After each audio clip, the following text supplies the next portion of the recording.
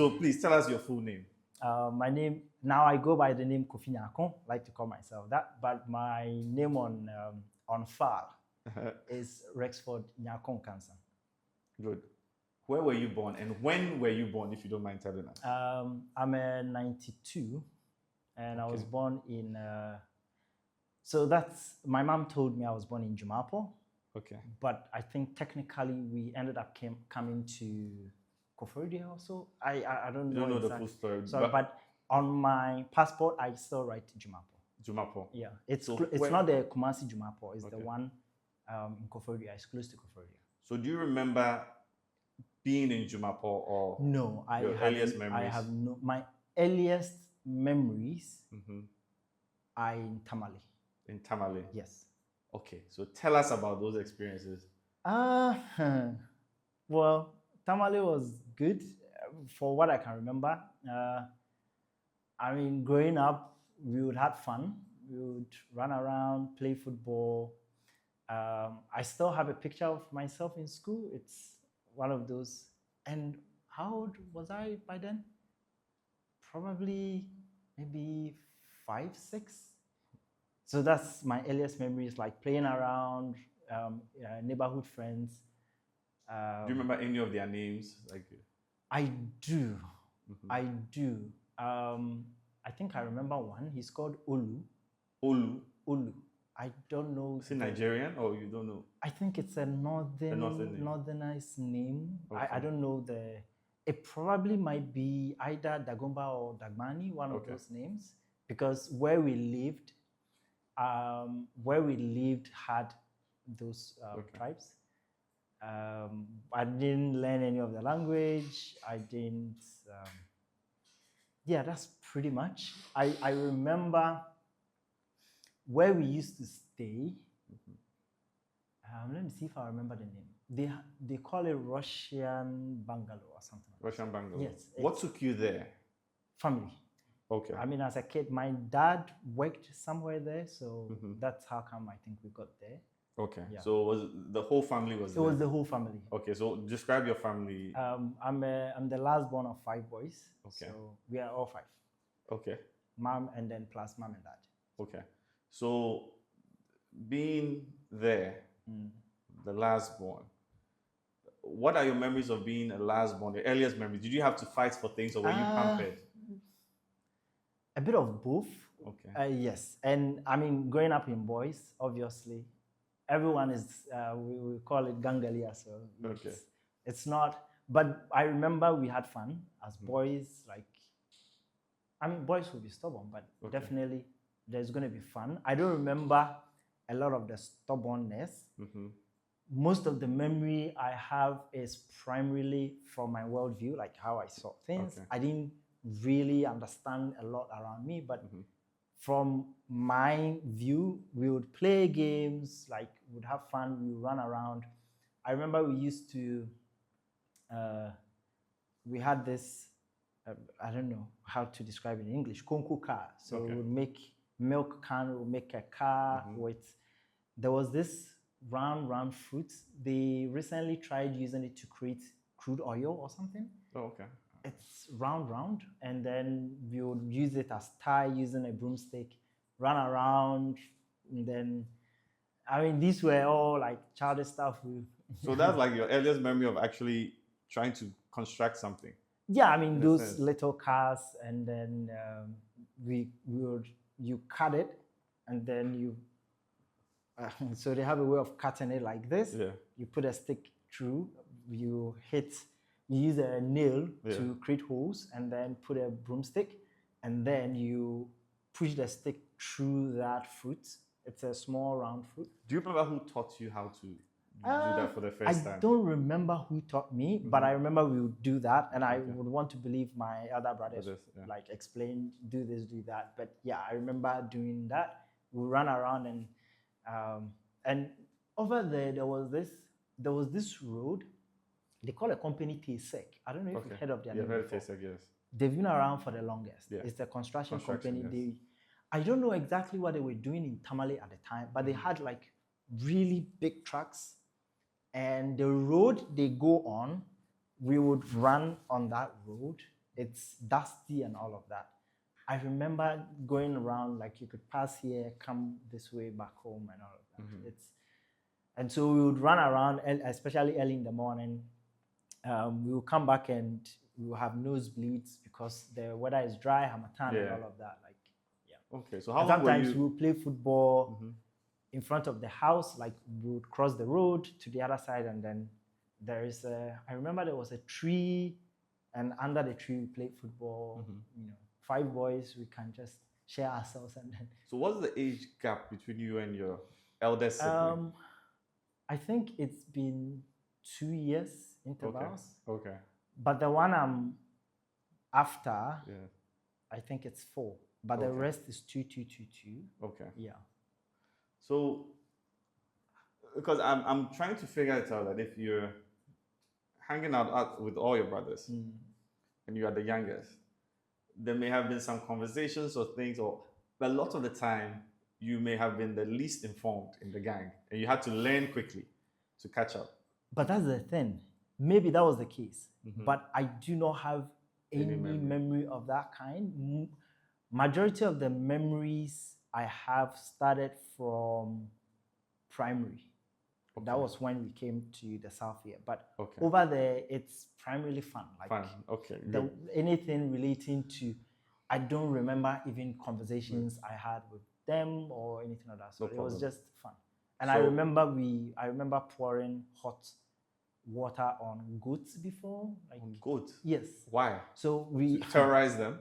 Yes. So what happened was, I think we had a farm where we stayed. We had a farm across, like outside the walls. Yeah. And, goats. So when we cook maybe yam, the hot water, we'll hang around and see if they come around to eat some of our crops, and then we'll pour it on. So that's a deterrent for just to punish them. But then, obviously, they come back, because if, as a human being, you are willing to punish me for coming here, then it means there is something here. So they always came back. Okay. Great. So then at some point you came to the South. Yes, that was... do you remember actually moving to the South? Like when you heard about it, or you just... No. We are in the North. We have to go to the South. You didn't have any questions as a child? You just... I mean, as long as I'm with my brothers, like we're moving, there's not much. I didn't worry. For me, the whole process was seamless. I don't remember anything out of the ordinary. Like, just. So where did you? And I think it was work related. So my dad moving around, I think they posted him back to the South. Okay. Do you mind us asking, like, what work did your father do? So he was. I think he's been in the telecoms all his life. Okay. So he used to work with, they call him Westel. I don't know if you remember that company. It is Westel that became Zane. That became Airtel, and then eventually Airtel Tigo. So they were doing, I think, the payphones at the time. The handheld. Was he a technical person, or he worked? I think yes, he was in the technical side of things. So he worked in the control rooms and monitoring cell sites and all of that. So then you came back to the South. And where did you go exactly? In the South, we went to Nsawam. Nsawam. Yeah. Okay. And how do you know the school you went to when you were in Nsawam? Yes. So in Nsawam, in Nsawam is where majority of them. So in Nsawam we went to Tieku. It's called Tieku LA Primary. And then that's where I started. I think my other brother was in a similar school. They call it Oseijan. But I started in Tieku, and then. So do you remember your first day there in the school? No, I don't. I don't remember my first day. But so did you have any friends when you were in? I remember having friends. What are their names? And some of them, I hope I could look for them, and I hope they are not dead. What are their names? I remember Gloria. Gloria Opata. Opata. Yes. I've tried looking for her online, but I mean, that name seems to be. I remember either Mary Echampon or Mercy Echampon, one of them. I also don't, I've tried looking for, but those two names are too common to try to find.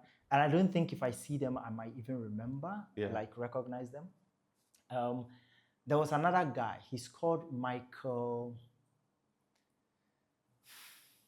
I don't remember the other name, but I remember him to be Michael. His house was close to the school. So I think we'd go to his house, and yeah, I don't remember his other name. Who else? Do you remember any interesting, like any memories of these characters that you're mentioning? Opata was, I think we used to compete in class in terms of academically. Okay. So first, second, third, that's how come. In primary, yes, that's what I remember. I remember Miss Kwao. Okay. She was the, I think, principal at the time. Okay. But for her, I've met her in Koforidua later on in life, probably like maybe 15 years later. So did you ever get into trouble with the principal? At the time, no, because I was good in class, like academically, so didn't like have any problem schooling and all of that. But yeah, that's pretty much what I remember. I didn't have, I think another character I remember is if I remember correctly, he's dead. Class 4, we had a teacher who was a pastor. Okay. I don't remember his name, but he also was like an interesting character, enough to be remembered. Okay. I don't remember the other ones. I do not remember. But yeah, I remember the principal. I remember the pastor. I've forgotten the name. Okay, so you were in that school till what? So I did primary, basic, and then junior high school there. Junior high school. Yeah. So junior high school, so that's up to BC. No. Here's the thing. I did primary there. Junior high school, I came to Koforidua. So was that also the family moving? Also the family moving. Okay, so. And so we kind of have gone back to where we started. Koforidua is born basically in Koforidua. So we family back to Nsaweb and then back to Koforidua. Okay, so now at least your first day in school in Koforidua, you remember. Or you should remember. But you see, that's the thing. The first day in school is not something important, at least. I know in some countries it's a big deal. Like in the US, your first day in school, for me, it wasn't like. The reason why I would assume it's memorable is that you have to get introduced to new people. So you just walk in and then you take over and you take over first, second. No, it's more of just you. I mean, school has reopened. Okay. So I remember the process of trying to get in, but not like the first day. Okay, what's the process? Because I think you have to write an exams. Okay. At the time they called it entrance exams. Okay. So, and you see, when you're moving from junior to from basic to junior, they don't have like an exams like the WAEC so they need to write an exams to use it to calibrate which grade to put you in. Yeah. So pretty much that was it. I remember,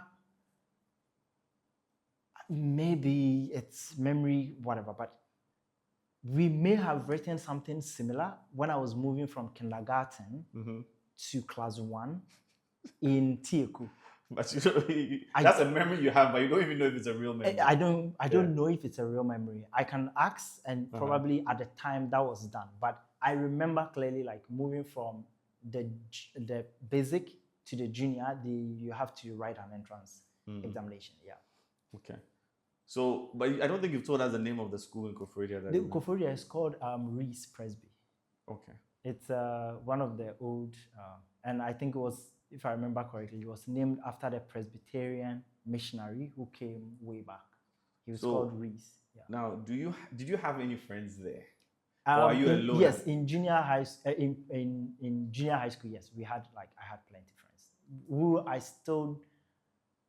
still have the contact of some of them, and I've met many of them over the years too. Because what I'm trying to figure out is that because sometimes when people say they have many friends, it actually means they don't have any friends. In my case, yes, I did have friends that, well, I don't know what level of friendship you define, but somebody I would go to their house and play football, like FIFA with, and like we hang around a lot, we talk, Okay. yeah. So Oh, and so you had there a lot were of- there were a few of them that I would hang around a lot with. Okay, give us their names. I know one, Anosesu. We were friends till we weren't. Okay. Yes, and Anosesu is one of them. Like he was one of my closest friends way back in junior high school. Yeah. There's Felix Okay. Ejenim. I don't know where they are. I'm probably not even in the country. Okay.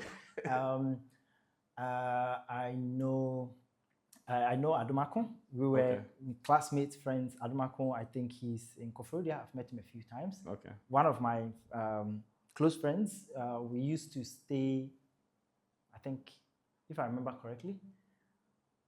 No, it wasn't Patrick. So he's called Patrick Oseusu. I think he currently works with either immigration or customs, one of them. Okay. I meet him in Kofodia. So okay. And who else? I've met a few of them. So like to the point that we still keep in touch. Okay, that's good. We all went like separate paths, but then somehow we are still around in Kofodia. Okay. Patrick is not in Kofodia, but he still comes around. Yeah. Okay. And so I still have some of their contacts. So. Okay. So after junior high school, where do we go? I went to SecTech. SecTech. Kofodia SecTech, yeah. And that's where all the action happened.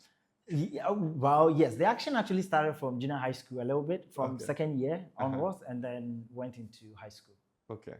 So Kofodia SecTech, there are rumors that that you used to escape and disappear. Well, so can you give us an idea of your high school experience? So I mean, during high school, I had lost interest in schooling. So pretty much going to school was just a formality in my case. And there was a guy I went to meet. He was called 1 p.m. His name was 1 p.m. 1 p.m. That's how everybody knew him to be called. And the reason 1 p.m. is because by 1 p.m. he would be on his way leaving. So I pretty much like replaced him and became the updated 1 p.m. where in my case, by 1 p.m. I'm not in the school. It's not like I'm now leaving. I'm gone. And I had a bicycle, so. But then in junior high school, yes. In junior high school, was it a boarding school or they had student? boarding, but I was a day student because we lived in Kofodia, so there wasn't any incentive like being a boarder. In junior high school at Reese, that's where like, I mean, I wouldn't stay. We would go and play games, FIFA, and at the time, that's when my interest in computers started. So go to an internet cafe, like read, try to learn things and all of that. You know. But your parents didn't know anything about this? For the most part, no. They didn't. And sometimes we would dress up and dress like we're going to school, but then we go and boys. So you won't even show up in school. You get dressed for school and then you go to the yes, and that was during when there was a strike. So they would tell us to come to school, but then we would go to assembly, and then after assembly, it's nothing. Because the teachers were on strike. It was one of those indirect strike. The school is operational, but then the teachers are not doing anything. So kids will dress up, take school money, but then will just find their way around and just go somewhere. So I remember we would go to Felix's place to play. At the time he had, I don't remember, was it PS1 or 2, which was the ish at the time. And to us, he was rich to have like his family have a PS.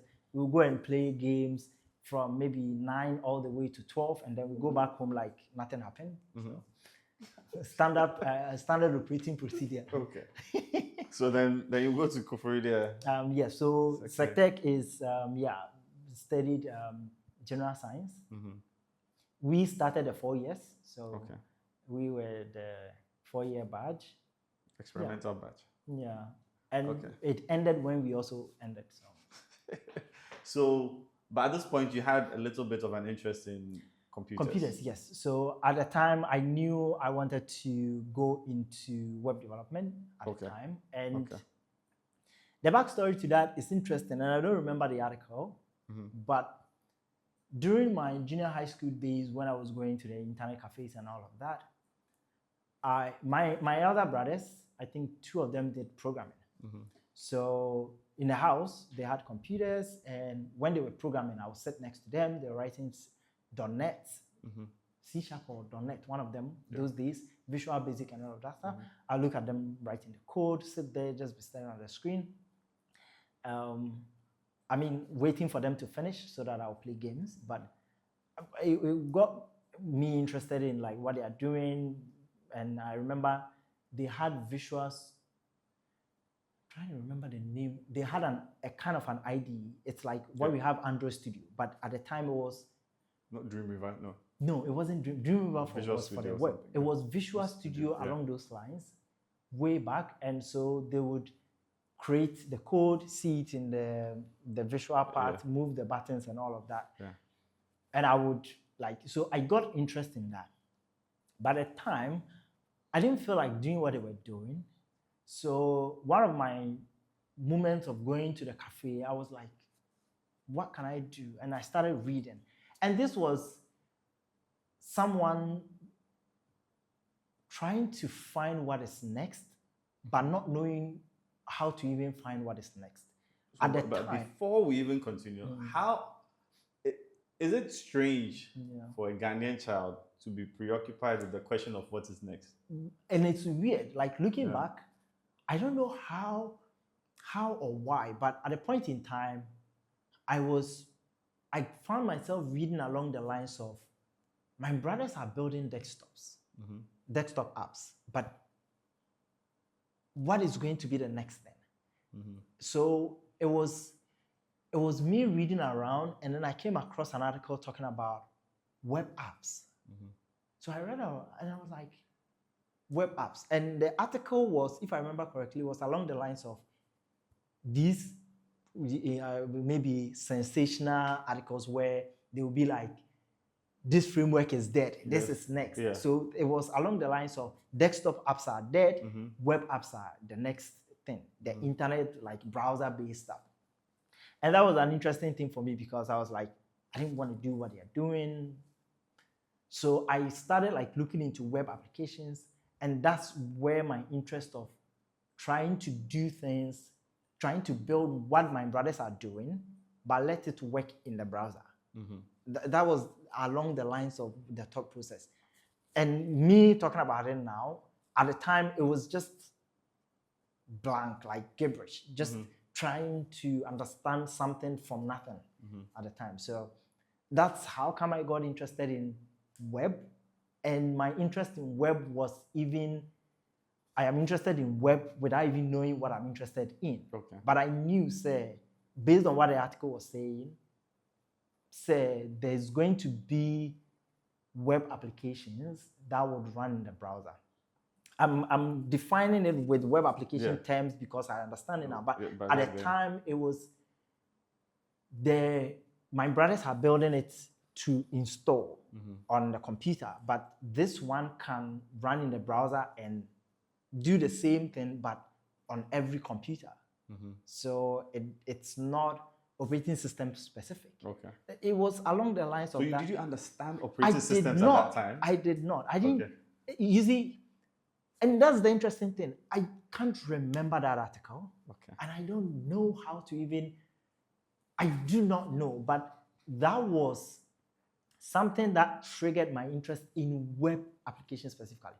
Because I knew for a fact that I wasn't interested in what my brothers were doing. You wanted the next? The next, something that was going to be next. Okay.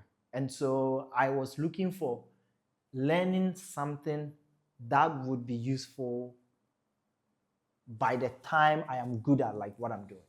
Okay. So then what was your first step in pursuing this idea of? So I started with, at the time, what I found was to learn HTML and CSS. So, but what did you do? Did you go to a website to learn HTML? You found a book? W3 Schools. Okay. I don't know if you know. I forget you're a baby. Yes. I forget you're a baby. So this was like after 2000. No, after so 2000. Yes, this was in 2004-5. You're a baby. Because we came to Koforidua in 2004. Okay. Yes. 2004, I was going to college. Yes. Wow. So at the time, early days, like, so By then, the internet had really taken off. Yes. It was coming, and that was the Yahoo time where cafes, chat rooms, and all those by then, things. even Gmail existed by then. Gmail was in 2005. I think so. Okay. 2004, maybe 2005. Right? Yeah, and Chrome came 2008. Okay. So, but it was just right on the cusp. Just at the early, but by then Yahoo was the OG. Yeah. Yahoo, and then this one. Hotmail. AOL. Yes. AOL was one of the earliest. Yes, American Online. See if I got my I thought I got my Yahoo. Mine was Live. Live, okay. I got the Live. Yeah, baby, yes. I got the Live before they changed it to Outlook. Okay. But before the Live, there was Hotmail. It was Hotmail, then yes, became Live, then became Outlook. When I created my account, I had the option to choose Hotmail or Live. I liked the Live more. And I'm glad today that I had the Live because the Live sounded nicer than the Hotmail and the other one. Yeah. So it was at that point in time where it's like today, how AI is at a step where the direction is not... It's not clear, but you have to be... You don't know where it's going to go. But at the time, what I knew for certain, based on the article I read, and in quote, the research, like gibberish reading around, was there's going to be web stuff. So I was like, okay, then where do I start from? So, I mean, let's just take a step back. I don't want us to rush because you talked about basic school where you were first, second, third. So obviously you were a good student. In basic school, I was good. Yes. The typical academic good. Yeah. Normal stuff. But when that web applications interest peaked, and that was in junior high school, first year, second year, I frequent the internet, would do readings. I know at the time people were doing Yahoo and stuff, but I was just fascinated by reading about the internet and how it works. So you were driven by curiosity? How the web pages were even, why am I even able to do things on? Because when I go to Google and I click, in my mind, it's like what my brother was doing, but this one is running in the browser. Okay. So I was like, okay, I don't want that. I want this. Okay. How they're doing it. And that's how come like the... Because what I'm trying to understand, and I know you obviously a little bit, one of the things that stands out about you is your love for exploration.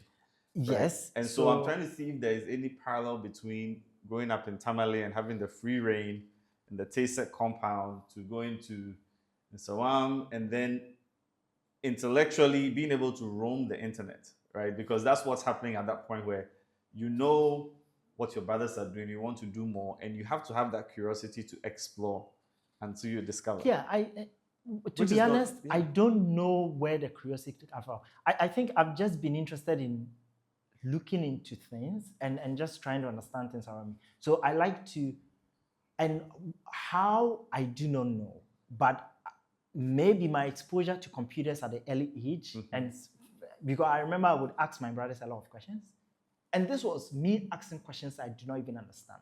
And would they answer all the time? They would. They would. And maybe I would be a nuisance, but I'm just curious. And some of the things they were explaining, I don't think they understood and I did not understand, but... So then, I mean, for me, I think your curiosity and having older siblings who would explain things to you allowed you to think outside the box. But how did that translate to school, especially as you were getting to junior high? Were you asking teachers questions and they would tell you to keep quiet? Oh, yes. No. I like, it wasn't like that. Okay. I think I wouldn't say I had bad teachers. Okay. Like my school, I don't remember having like bad experiences in school. Who was your favorite teacher or the teacher that had the most impact on you?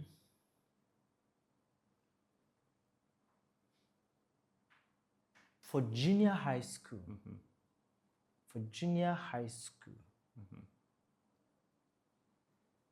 I would say it was a love-hate because, and that's the thing.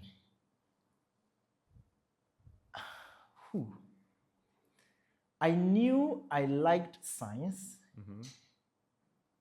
at the time. I knew I liked science. I knew I didn't like mathematics. Okay. And I think that's in proxy to maybe the teachers. I flat out didn't like French because we didn't like the teacher. but it was one of those, childish. We don't like you, so we won't like the language. Okay. Okay. Yeah. But I think I did, but I don't remember who. So this is the interesting thing because yeah, obviously there was no teacher that was influential enough to keep you in school. Yes. So maybe you went out to find your teacher, and so you are self-taught because no teacher could mentor you to say, okay, let me stay in school to become more like this person. Well, at the time that I wasn't staying in school, in junior high school, those were the strike period. But I was typically in school. But I think one of my friends, Patrick, he was smart enough that he was a truant by default. Okay. And Patrick what? What was his name? Patrick Osei. Okay. For him, the reason was that he learns on the blackboard. Okay. So he wouldn't come to school with a pen or paper. Okay. Not even a backpack. But he will still pass in exams simply because he doesn't study. He simply learns on the... what you're going to set the questions on is based on what you write, right? Yes. The notes. So he wouldn't write notes. You just learn it as it's being taught. As it's being taught, and that was it. And I wanted to be like him. Because that was freedom, no carrying books around and all of that. Okay. So for him, it got to a point like he would do exercises on papers. When the teacher marks and records it, that's it. No record. Do you know what he's up to today? He's the guy that was working at customs or immigration. Okay.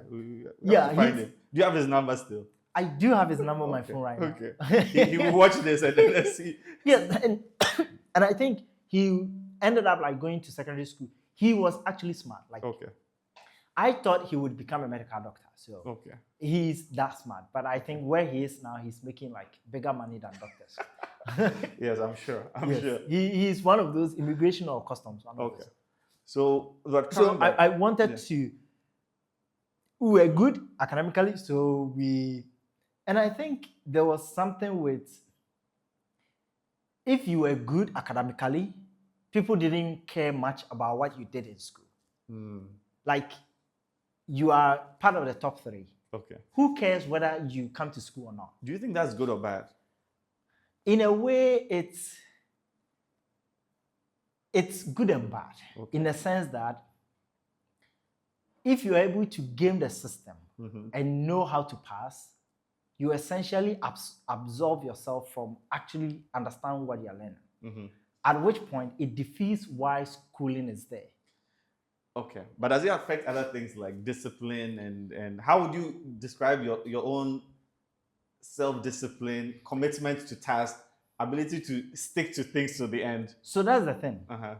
Stick to things in the sense that what I need to do to pass, easy. Yeah.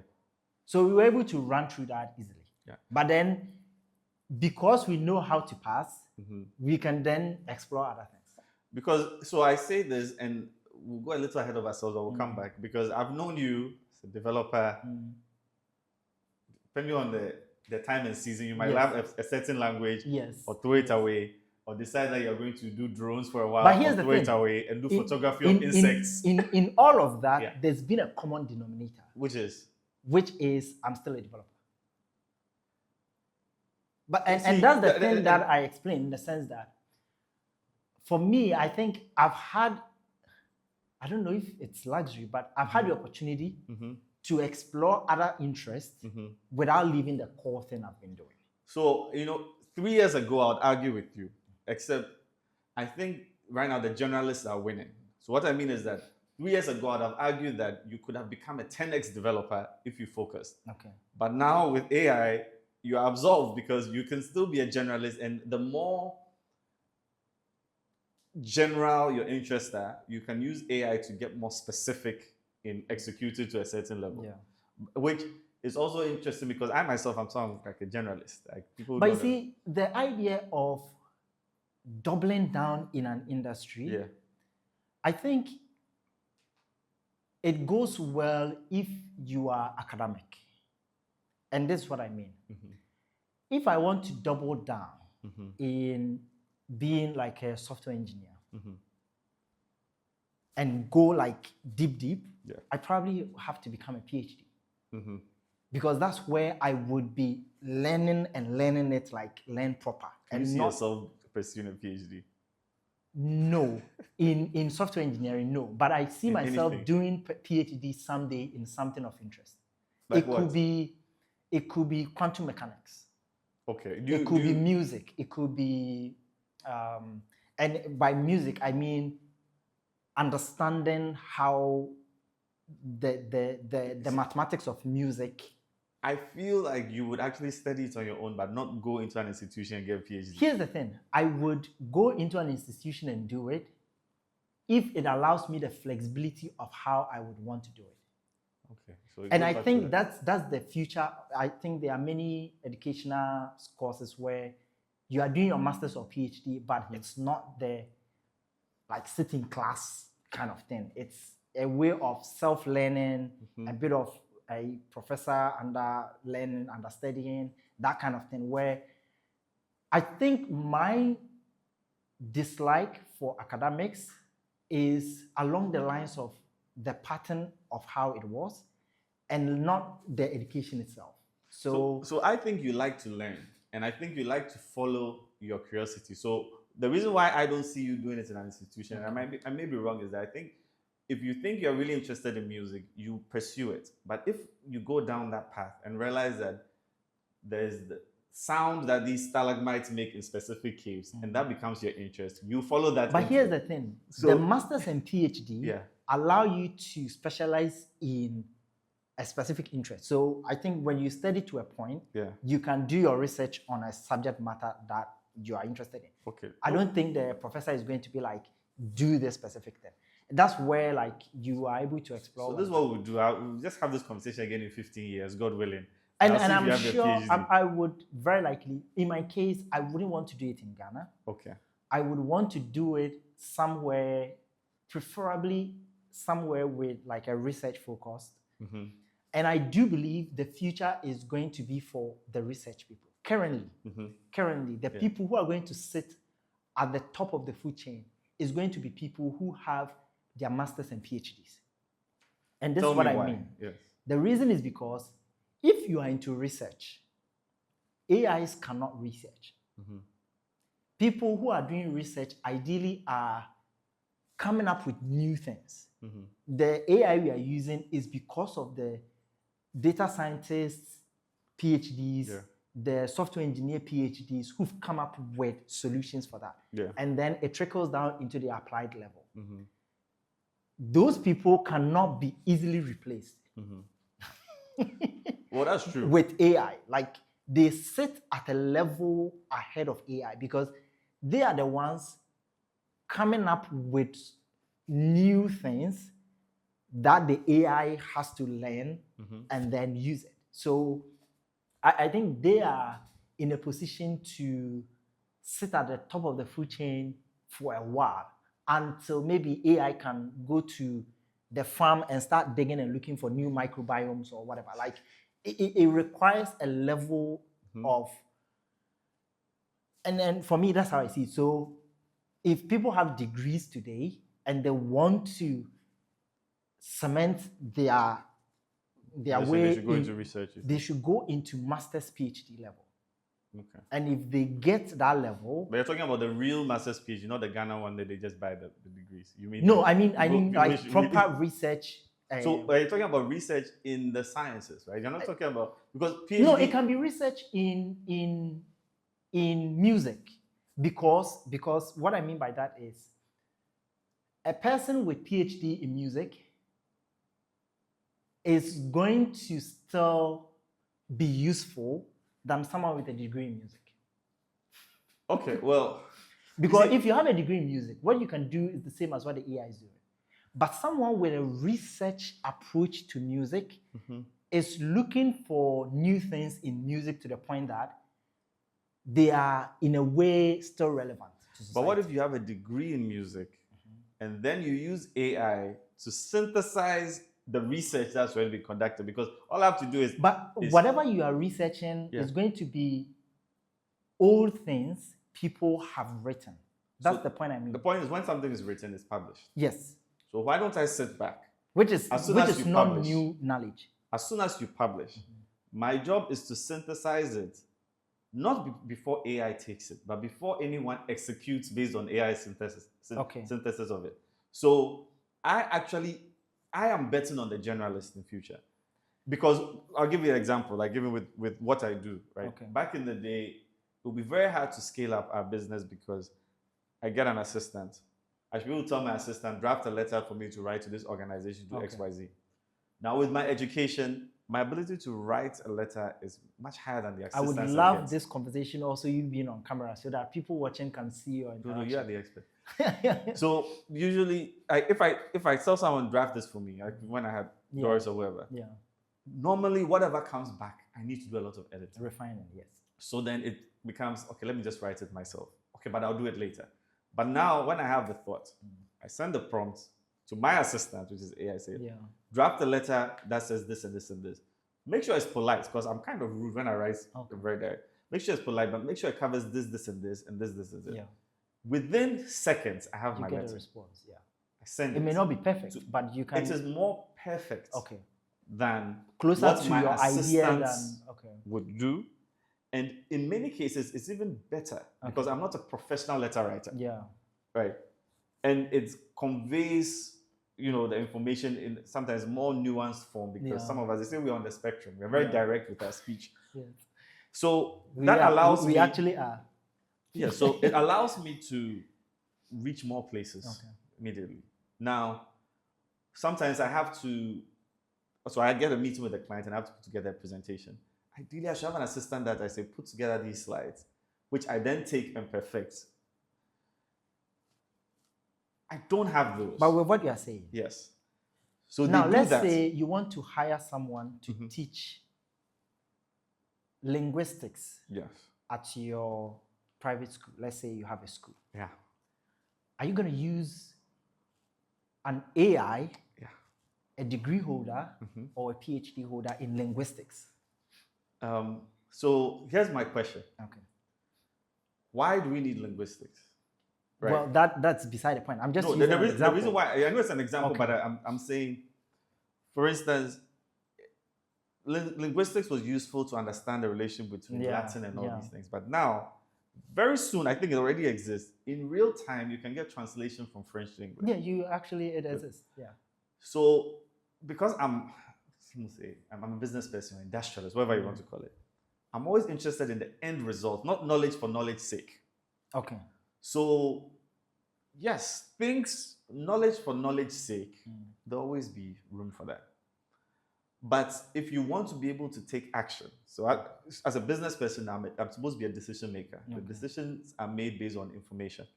Information that I usually have to rely on a human being to gather information, and the more accurate or precise information can be. And that's the thing about even this function approximation thing, that even if I understand that the AI can hallucinate, it's usually more accurate than my assistant who come back with something. And since you are in charge, you can see when it's and then when I take the decision, if the feedback, because then now you make mistakes frequently, right? So that you can. So now if I can get the feedback and act quickly, I'm able to move faster than some bigger organizations. Yes, relatively. Relatively. And so I am very comfortable in the generalist space. Okay. I agree with you that researchers are going to become we will need new things. Relevant. But where I think is going to be important is that since I can synthesize all this information here, in order to get competitive edge, I probably need to have a team of researchers myself who write things that don't get published. And that is where you are going to need the apex. So yes, if we're looking at employees, I will need those at the top level, because in that case, you are looking for new things and be on the edge, and not simply use what is already available. So do you think in the future with AI, do you think the future means that you have to keep information offline? That's what is going to happen. That's going to happen in the sense that the most valuable information are not going to be online at a point in time. Simply because any information and there is very likely going to be a body of these top level new ideas, new research that is going to be gate kept in physical environments where I think libraries of some kind will come back again, in the sense that Offline. You have to go offline, yeah. Offline, in the sense that if you need new understanding in medicine research, you physically need to go to maybe a university where they have a library where the professors have come up with new ideas that you can read, because immediately it pops online. It's free. It's going to be synthesized, and then, but you would want to come up with new ideas and then that kind of thing. So in your case, what you're saying, you would want those people to your side, so that you want an edge rather than having to put it online. Everybody has access to it, and now it's public knowledge. Yeah, like even so you see when you came in and you saw our artwork, everyone went and played with it online. We printed it out there, so we could have that. Anyway, I won't give out the secrets yet, but there are business potential for it, and then people will be 6, 7, 8 months behind. Yes. But by then you've taken market share. But let's come back. So you start playing with web technology. Yes, and that's how it started. Started from basics. On my phone, I think I will write down HTML. Do you remember the first time you were paid for software or web development? It's something I should remember, but I don't. Okay. Because it's blurry in the sense that I think the first time I was paid was my first job. Okay. What job was that? And that was in South Africa. So I had to, I think, build a site where we would have some of the projects and display it. And looking back, So you were living in South Africa? Yes, I was living in South How Africa. did you get to South Africa from SecTech? Before, let me just say, that site was terrible. Anyway. It's supposed to be terrible. But is it still up? No. It's dead. So whilst I was, and that's the interesting thing, whilst I was reading and trying to understand the web and all of that, I would come across a website called Wikipedia. And I was like, how come this website has so much information? Which got me interested in researching about it a bit and realized, everyone can contribute to it. So this was way back, I think 2011, 2012. And I was like, if everyone can contribute to it, then who is contributing about Ghana? The things in Ghana. And that was when I was like, if everyone can contribute, let me start contributing. I did for a while, and I was like, wait, are there other people in Ghana also contributing? I couldn't find people online, so I tried starting a community. That was Wikimedia Ghana early days. And so I remember doing a presentation about Wikimedia at an event at Kofi Annan Center, ICT Center. How did you get to even do that event? That was the thing. I also met a guy online on where did I meet Oral Ofori? He's been my godfather since. Okay. I think he has supported me in my career more than anyone. Okay. I met him online. I think I met him and Ato Olsen online. Okay. Either one through the other. And I met another lady, Sandesta, who also we worked together on Wikimedia and has since been friends. Also, I think I met Sandesta on Twitter. I will still call it Twitter. I don't care. X doesn't sound nice. Okay. Twitter. And so that's how come the whole Oral, I think, connected me to the events or to one of them and got me access to go and do the presentation. And I think the event was developer related. So since I'm a developer and it's developer related, and I also want to talk about something, a project I'm working or a community I want to start, it was kind of that. And so I remember my dressing, I took there, I was in a bow tie, red bow tie with a white shirt, long sleeve. And Aura was the one was like, I need to go in looking. and looking back, it was fun. So that was how I got into it. And I'm still coming to the South Africa because that was the leading part trying to build a community. I ended up becoming the one trying to start it.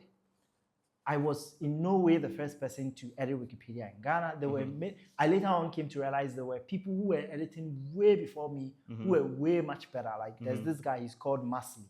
That's his username on Wikipedia. He was contributing. For him, he was doing that with no interest in like building a community or whatever, like contributing.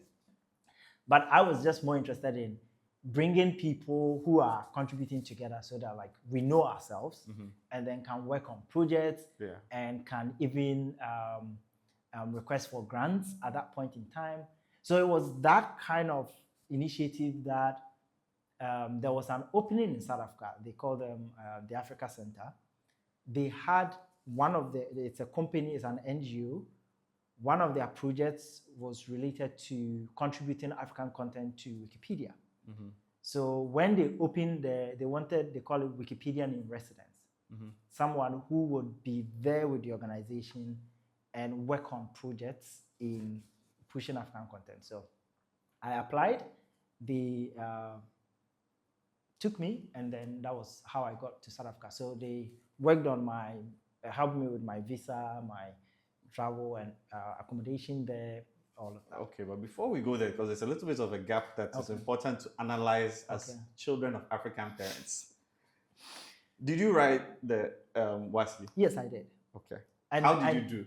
I passed. I did not fail. You did not fail? I think I got, and in high school, one of my favorite subjects was physics. Okay. I did enjoy it, and I think I still do. I like mathematics. I'm not good at it. But you didn't like mathematics when the teacher wasn't your favorite? Yeah, when yes, I think, and I wish I was interested earlier in mathematics because I think I would have done good. Okay. Now that I'm old, I really appreciate mathematics. You're not old, you're older. Well, I'm older, yes. You're 92, baby. I really like mathematics and love everything about it. So yeah, I did well in physics. I think that's the only paper I got A. The rest, I didn't care, like chemistry, whatever. So after that, was there pressure? And I do not even know how I managed to not fail, like, because going in to write chemistry, the only thing I knew was mole. Mole. A definition of mole. That's Did you know molarity and molality? Molality, whatever they call it, like titration and all of that. Like I knew some of them, but it wasn't something. I was interested also in the physics because our physics teacher was Mr. Japan. Okay. And he was one of the best friends we had in school. Like, we would go to his place. He made learning physics interesting. So. Have you met him since you left? No. I went back to meet him that day, but he wasn't around. I went back to school, but I think that day he wasn't around. Okay. Okay. So, but then after that, your parents probably wanted you to consider university. Yes. So how way did you back, navigate that I didn't want. I lost interest in university when I was in JHS.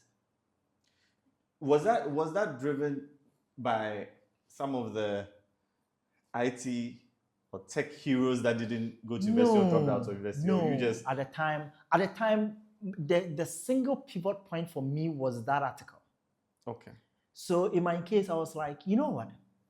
If that is going to be the future, which at the time, I didn't know for sure it was going to be the future. It was like these sensational articles. This is dead. This is the future. Yeah. So like, okay, then I want to be there when that future happens. So why don't I cut the shortcut? Now I know what I want to do. Yeah. Why don't I go straight to that thing instead of going around? So you didn't feel a duty to go to university? Because some African parents, it's just like, you're supposed to go to school. Why? Because I said go there. That ended in JHS. But so your parents didn't try and tell you that? Or they tried and you were stubborn? Yes, I was stubborn, of course. Okay. And that was even why my friendship with Anosesu ended, because my dad did a whole this thing that, like, but he was leading you astray. he thought he was leading me astray, went to the family to tell them they should. stop their kid from associating with me and all. It was a whole mess. But how's Anososu doing? Have you reached out to him? Have you met him? I think, I don't know what he does at the moment, but there was no way he was going to fail in life. Like, he's a brilliant kid. So, okay. I mean, you know, there are some people, similar. But maybe your dad knew he was a brilliant kid, but I wasn't sure about you. Maybe. My son is going around with this guy who's a brilliant kid who never failed. Maybe. But you know, the funny thing about that was, that day, before you went, my dad was angry to go and tell them to tell me to not let their kid associate with me. Only for him to get there and realize the man is a bank manager, the mother is a teacher in the school, and so my dad flipped the script and be like, "Oh, my bad is now my kid is a bad one." Influencing your son. And at that moment, I was looking at my dad like, hey, if you are willing to throw your kid under the bus in a flip just because the person you went to meet is of relatively high status, I'm like, sometimes you have to switch your strategy. Because when you're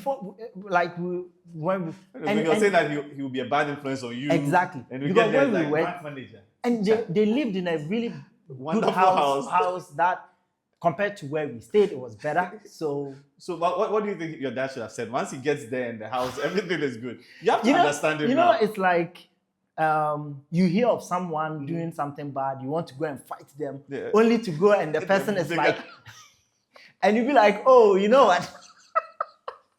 Let's talk about this. This is just diplomacy. Everything. Yes. Yeah. So that was similar. He was like he doesn't understand who this kid is, and the parents are letting their kid influence my child not to go to the university, blah, blah, blah. Let me go. And then. So Anososu didn't want to go to university. So the plot twist to this was that the mom was interested having me around because I was good academically. Okay. Therefore, the mom was happy to have someone who is good academically influence her child who she didn't think was pulling his weight. Because he was like the only kid. So, I mean, from the perspective of the parents, he's not doing well, like not being serious. So I would go to their house and the mom would serve me tea and all of that. Like, she was happy to have me around his son because if I am good academically, I will hopefully rub off on him. Only for them to be in the house one day, for my dad to be like, don't let your child associate with him. And so the parents, and I hope maybe they see this video, they were confused, like, wait, what? But your son is better than my son. So, so they did not understand it. And if Anososu is watching the video, probably will understand it. The original intention was to come and blast them. So now you're snitching on your dad. and that was the plan. But then, to go and blast them. Only to get there and realize, oh, these people are doing better than me. Therefore, then be careful of your son so that my son doesn't spoil. And I was looking at my dad, was like, okay. So, but this also shows the importance of research. Before you go to battle, exactly. Research and understand what you're going against. So it was one of those things. And after that, I couldn't, like, my friendship with Anososu spoiled. We still chat once in a while. I have his contact, but the way we were close, like, it kind of, it ended up putting like a weird feeling between us. And it was one of those things. I hate it till now that happened. That happened, like, and for an invalid reason, a friendship was destroyed. I still hate it till now. Like, and they probably do not know until they didn't understand at the time. They were probably confused. But yeah, if Anososu, you are watching this video, that was the reason. Like, okay. And so that was it. And that was some of the resistance I had when it comes to not going to university. They didn't understand why a guy in JHS2 doesn't want to go to the university. It didn't make sense. But you can understand why they would even advise someone else's son to stay away from you. And I do. And because you're stubborn. Like at JHS2, you decided you were going to I lost interest in schooling at that point in time. Didn't care about my BC, then because for me, the reason at the time was that I am going to the university to pursue something. So the path is to lead to something. In this case, I know where I want to be already. At that point in time, why don't I take a path targeted at that? So you knew that you didn't need university to pursue but I web knew development. I needed to do a professional something. At the time, it was IPMC and IIT. Did your brothers do IPMC or did all your brothers do university? They went to university to do computer science. Okay. And then they did programming. But here's the thing. The university didn't actually help them to do their computer So you programming. observed it at that time. To realize that you didn't need this university degree. Okay. So in my case, I was like, instead of doing that, I could cut corner and then jump in line by doing something professional. So this is my observation. At the time, that made sense to me. And I think it was possible. Realistic? It didn't sound realistic, but I knew where I wanted to be. So it looked like your brothers were alpha and beta tests, and you realized that this is where they've ended up. And then also, I can imagine that being that young, maybe we aren't even conscious of it. There is the desire to move quickly, like catch up. Yes. So your brothers are doing this, okay, but the future is this. Yes. They went to university and they've come back here. Yeah. How do I catch that? So obviously you were trying to map out the world in a way that made sense to you. Yes, and see how to get ahead in the shortest time possible. Okay. So personally, to me at the time, even from the GHS, I genuinely didn't want to go to secondary. That's how fast I wanted to move. So I jumped in line to the point where I just, it was more like an obsession, so that I can absorb as much as quickly and then spend the next few years whilst my colleagues are studying and getting their degree. I am working, getting experience, and then rising. So by the time the web arrives, I am on top of the food chain, so to speak, and then hopefully I can employ them. Okay, great. So in my mind, I was like, how do I jump to the end of the line as quickly as possible? But still, so regardless of that, was there a moment where, the final showdown, where your parents tried one last time, whether it was a family meeting, intervention? Yes, we had a family meeting with everyone. It was me against all of them. So walk me through that day. It was a lot of insults at the end of the day. No, but I want us to picture this. You woke up and there were people already sitting there, or you went out and they called you. I think there was a meeting was scheduled, and so how did you know about the meeting? No, so there were series of conversations. It wasn't like you don't want to go to the university. The unnecessary incident was one of them. Most times, they thought someone was advising me not to go to the university for whatever reason. Did they take you for prayers? They probably prayed for me in their added me to their prayers. But for whatever reasons, at that age, they didn't think I was coming up with these ideas on my own. So they were looking for the external factor. Anosesu was an example. They thought he was the one part of influencing me.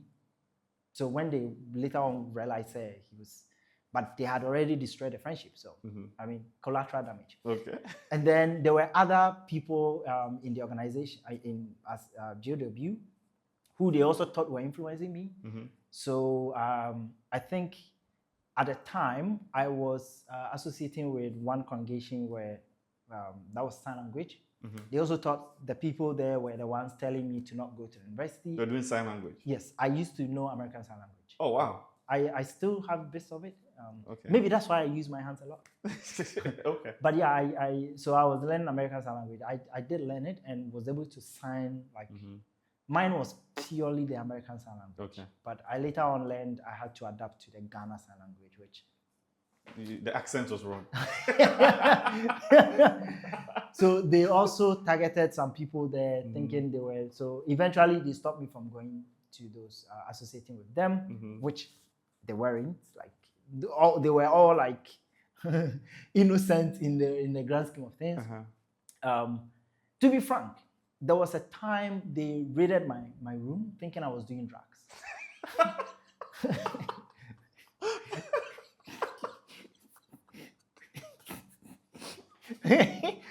I wish we could get your laughter on camera because no, the funny thing is, having known you for so many years, I know how stubborn you are.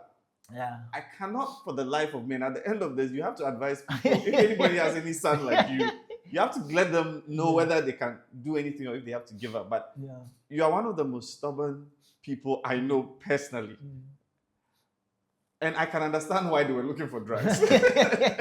Because it doesn't make sense for their baby boy to be that stubborn. It made sense to me. Like, it was clear. I want to become a web developer. But, now let's try and empathize with them. I do. When they were born, I actually do. There was no such thing as web development. And I've had a similar experience recently. So I do, and here's the thing. At the time, I did understand them. Yes. Right now, I do understand them. But it doesn't make sense. Yes. And recently, there was a similar experience that it doesn't make sense. For example, you have a child. Yeah. Let's say your kid comes back to you and was like, Dad, I met someone on the street today. The person gave me the option to pick between $1 million and 1 million followers online. Yes. I chose the 1 million followers. What are you going to tell the kid? Legend, what are you going to tell your kid? Is it on TikTok? Or I want to know the social media. Let's say... No, but I understand what you're saying. It makes no sense. Take the money. Personally, that makes absolutely no sense. Yeah. And I might strangle the kid because in my mind, I am able to translate $1 million, the value in it. Yeah. But this example I gave you, they asked, I think, 12 or 14-year kids on the streets. They both chose 1 million followers. Well, of course, because they are driven by popularity, right? And I sat down to think about it, and I'm like, as a parent, this will drive me nuts. But let's think about it. People are able to flip 1 million followers into money. Influence, sponsorship. Yeah, it depends. It's I true. know. Yeah, it's but you're right. But those kids, in their head, are able to find value in those internet points. So you see, this is where I disagree with you with the examples, right? And because I think that a lot of this new generation, like attention is a new currency. So for me, it's fueled by vanity, which is my problem with it. Okay. With yours, I don't think there was any guarantee that you'd be rich. No, there wasn't. So I've always argued with people that when it comes to technology, at least until recently, where it became about money, thank God for AI, so they'll get rid of the useless ones. It was a calling. It really was a calling. And I feel like it's the same way when like you see a pastor in some village, he doesn't know, like he doesn't think he's going to build a mega church. He's just driven by this desire. For me, that was the primary thing. I know the web is going to be here. When the bus arrives, I want to be there. But did you think you were going to be rich doing it? Honestly, at the time, I didn't imagine the richness part. Yes. I knew I will work for money, obviously. But the money was not a motivator in the sense that when the web happens, when it arrives, I want to be there. That was my own. Yeah. So how do I get there the fastest? So that was the whole thought process. I don't remember money being the thing. In my case, the money was, eventually the money became like, it was sweet. The money was sweet. But it wasn't, and actually, to be fair, money doesn't drive you. Which is maybe why I'm poor, but. No, you're not poor. Because, you see, you're an anomaly because money doesn't drive you, but sometimes money makes you make bad decisions. So we'll talk about that later. Yes. But your interest is not driven, like it's money doesn't determine what you are interested in. You have your interest, and then when you pursue your interest, you look at ways to make money within it. Sometimes. Yeah, in a way. Or sometimes you make money and then you pursue your interest. I remember when and I think pursuing something with money in mind is what leads to the new generation burnout they talk about. Because they are not working because they like it. They are working because they want the money. I remember your Norwegian company that you worked with. Was it Norwegian or? No, it was US. Fun fact, that company shut down this year. But not just, you've worked with a lot of companies that have shut down. and maybe, I remember at that time, I told you they were going to shut down, and you argued with me. You mentioned, yes. Thank you. At least I've been vindicated in one argument. You said, and I think at the time I didn't agree. Yes, but now. But I mean, what you described came to pass. Exactly. It was. And I feel smart that this guy endorsed me. And interestingly, the US company too. Yes. At the time, if I explained what we are doing to you, you probably would have said a similar thing, because what they were doing, it's not a bad idea, but the sustainability model was a challenge. And I actually applaud them for like going that far. The CEO was great. Investors' money, don't worry. Well, investors' money, but the CEO like brute force his way. Yeah. Because the company itself, he wrote majority of the code from ground up. In the early days. He's a software engineer himself. So. Oh, fun fact for you. Yeah. We are now an official Odoo partner. If you go to the Odoo website, EK Brand Consult will be there. I have to check. We'll talk about that later. Oh, okay. We're official. So we're going to be going through the training. We had a conversation. You introduced me to them. We're doing something I for was the one school. who introduced you. Introduced me to it. Oh. We had to build something for a school, and you have this motto of, if it exists already, let's not build it. Yes. We set up something for something Hill. Brain Hill. We did an Odoo something for them. We did it. We didn't even get to demo it, and COVID hit and all that. We created something, yes. Yeah, Odoo. But now we're official partners. And so if we want to even talk about that more, because then there is this organization, they call them Argento Projects. They are using Odoo and they've been having issues with it. So maybe we can. They're also in East Legon here. I've interviewed her for one of my interviews, the African Dream. So don't worry. That's why we are bringing you. You are the cornerstone of our big project. They are using Odoo and then having some issues. So. Let's go back to South Africa. Yes. So the intervention. You're going to talk to us about that final. I want to know about that final intervention. We walk me through you being told that Kofi. So we basically fixed a meeting time. Everyone was there, 6 against 1.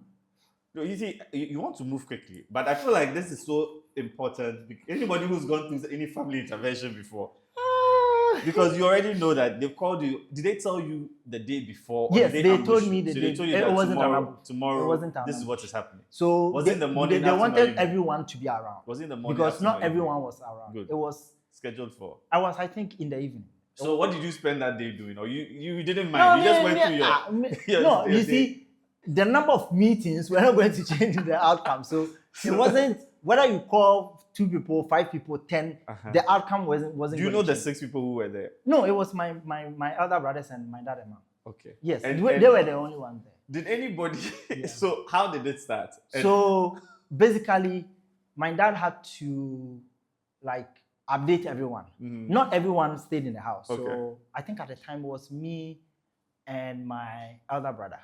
That stayed in the house. The one I'm after. So we were the ones only in the house. The rest had to travel from wherever they are to come in for the. It was like the birth of Jesus. You had people coming from the big board meeting. So he had to come in. And then, so obviously he had to update them on fees. This is reasons and all of that. You can't also that kind of thing. So. And how were you sitting? Like, so seated here, everyone gathered here. It was like. When they said it, then who spoke next? Your eldest brother, or so they all had to chip in and be like, "Fee is this, that, all trying to explain why going to university is important. Even if you don't use it for anything, you still have your degree and all of that." Which, I mean, but at that time they had already raided your room looking for. Oh, that was even before the meetup. Like that was earlier interactions and it was my elder brother. I don't even talk to him today. So. Oh, wait. Yes. And so he... Was it because of the raid or other issues afterwards? I like to describe it as snowball. Okay. You know how, At the top of the mountain is a small ball. Yes, and then by the time it reaches the bottom, you don't even see the exact thing that started. Yeah. So we've had like friction over the years, and it all stems from the fact that I didn't go to university. Because I did not go, he doesn't see any value in me. Like, he sees me as a useless person. But now that you are a real estate developer, so for him, his interaction with me degraded in the sense that he doesn't see any value in me anymore because I don't have a degree, at which point, like, what is the use of my life? Okay. So any interaction... That's your interpretation of it. It's not what he said. No, that's literally like things he's said. Okay. So it was like anytime we have a conversation, it ends up in insults. Okay. Because he does not even see, I am not even worthy in his eyes to have an idea of my own. Or, for example, if he's discussing a project or something that we want to do it this way and that way, and you're like, oh, if we do it that way, it might not do that. He doesn't see who the F are you to even come up with an idea. Like, you are not even worthy to think on your own, that kind of thing. So it's more than like 10 years now, we've not. Okay. And the reason behind it was simply because anytime we would talk, we would fight. So then let's not talk. That's the premise behind it. And is that the one that you come directly after? No, he's the firstborn. But you also have to understand this, right? And they say this all the time, that firstborn are children who just do what their parents say. Yes, for him. And then the lastborns are pampered, they are spoiled. Like, who are you to have your own opinion? You won't go to school. Because firstborn is usually his duty. For him, you're supposed to, so everything was dutiful. And for him, he ended up becoming like super successful. Yeah. He's the most successful in our family. So he wanted you to follow his blueprints. Actually, we couldn't. We wouldn't be able to. Why? His level of ambition is unlike what we had. If you had gone to university and then for him, it's one of those things that they call it a success paradox, where sometimes we attribute our success to hard work, but it may be our position in time. And his position in time was he took networking on and rose up the ranks of CCIE at the right time in Ghana. Which is what you were trying to do with web, but you didn't get a university degree. No. In my case... I'm just teasing you. Oh, yeah. But in my case, I think if I had gotten the needed support, I could have become something like Alfred Rowe. Okay. I'm not familiar with him. The guy behind Ego Tickets. Oh, okay. Yeah, he's one of the... He also did NIT, IPMC these days. Early days, and he did that. Okay, but is it possible, now that you're older... And me saying I could have become Alfred Rowe doesn't mean I would have. Like, it's just no, No, but one thing I've realized as I've gotten older is disagreements come from difference in perspective when sometimes neither one of us is wrong. But at the end of the day, it's like, because this is my idea, I'll stick to mine. Yes. So at least, have you reached a point of maturity where even if you still don't talk to your brother, you can at least empathize with him to understand that he believes he had a model for success. And this little boy who's like 10 years or 12 years younger than 15 years younger than him, you thought you knew and you couldn't. Somebody would say that he would have maybe wanted to mentor you. Maybe by now you'll be taking over his business and you'll be going around. But it doesn't mean that was your calling. Right? Because sometimes, that's why I can have peace of mind. I attribute this kind of stubbornness to a calling. For whatever reason, you were called by the article, whatever God put in your way, to call you. And interestingly, this article I'm talking about, I've never mentioned it again. I've never mentioned it to anybody. My family don't even know. Oh, wow. So the external thing they were looking for was an article that you just read. And that was in JHS, even before the high school Wahala started. I couldn't find the article to even show it, so I never talked about it. but the words already. Yes, that was that grabbed you. And I do understand them. And it's one of those things that there is no guarantee that I would have succeeded if I went that path. Well, that's true. I mean, I think the best determinant what of success... What I could know for a fact with myself is if I went to the university, maybe you'd have done drugs. I probably would have become a version that I couldn't even look at myself again. Why do you think that? And because I know how, I don't know how to put it, but many Jim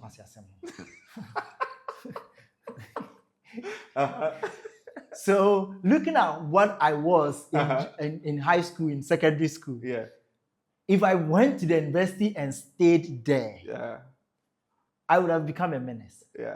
So it's good. And that could have maybe become a good thing or a bad thing.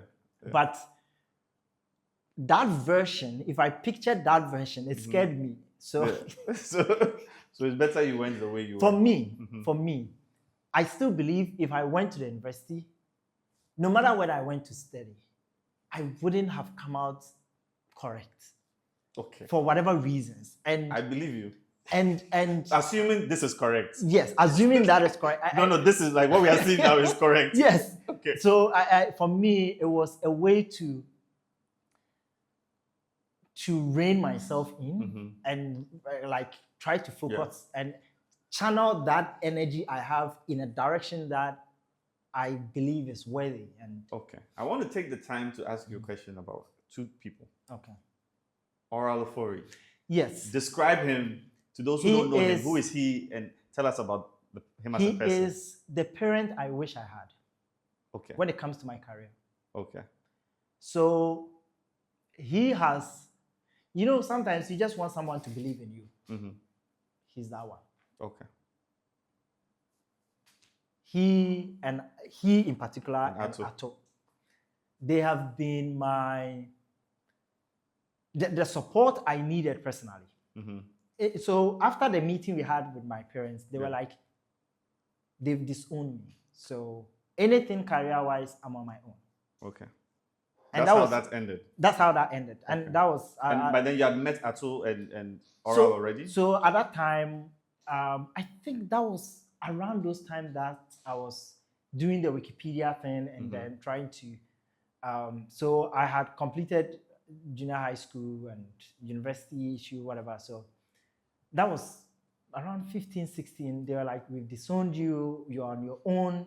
Not going to give me anything. So at the time, I was like, in the house, let me learn. Aura gave me the first laptop. He shipped it from the US to me. Okay. And for me, that meant you didn't have a laptop at the time. Nobody and he knew you didn't have a nobody laptop. wanted me to use even their PC in the house. So here's the thing: they think you succeed, but on top of that, they're sabotaging your. Which is the weird thing. Yeah. Like you don't have to agree with somebody, but at least let them. Actively sabotaging them means you even want them to fail. Yes. Which is what they intentionally did. So we don't agree with you, but what you want to do, we won't be a part of. To them, they are like, we don't want to be a part of your failure by ensuring they are part of me failing. But were you still being fed in the house? Yes, of course, because I still live in the house, obviously. So and then they would see you and you say good morning and then have lovely conversations. And I mean, at the time, I think I also had interest of being entering, we call it full time. JWs, we preach, we have different roles that you get to preach and all of that. Yeah. So it was one of those things I wanted to do it at the time. Were they happy with that one? As long as you go to university. Okay, so let's come back to and touch on the JW a little bit, because I know a lot of people have experience with JWs from this side, where people even hide in their homes and pretend they are not home, but they don't want to interact with JW. Yeah. I have felt that JW is probably a very good foundation for sales, because you are very used to rejection, and you're not afraid of it anymore. Like if you can go to someone and say a random person, and you told me a story once of somebody pouring soup. Some people try to pour soup on someone. There are scenarios where like They don't like you to the point they just pour hot soup on you and all of that. So I would imagine that kind of interaction early on makes you fearless. In a way, you don't really worry much about hearing no. Yes, I mean, no is just it's a word.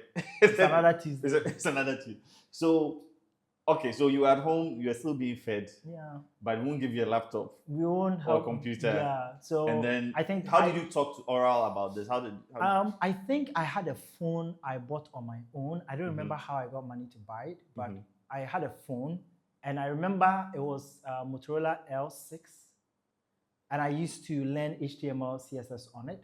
I think the phone was the primary means of communication with Oral, and I think I met Oral on Twitter too, but then we ended up having conversations using Google Chat back in the day. I think youngins today may not know Google Chat, but it used to be the OGs at the time. Yeah. I think Google Talk. Google Talk, yeah. Yes.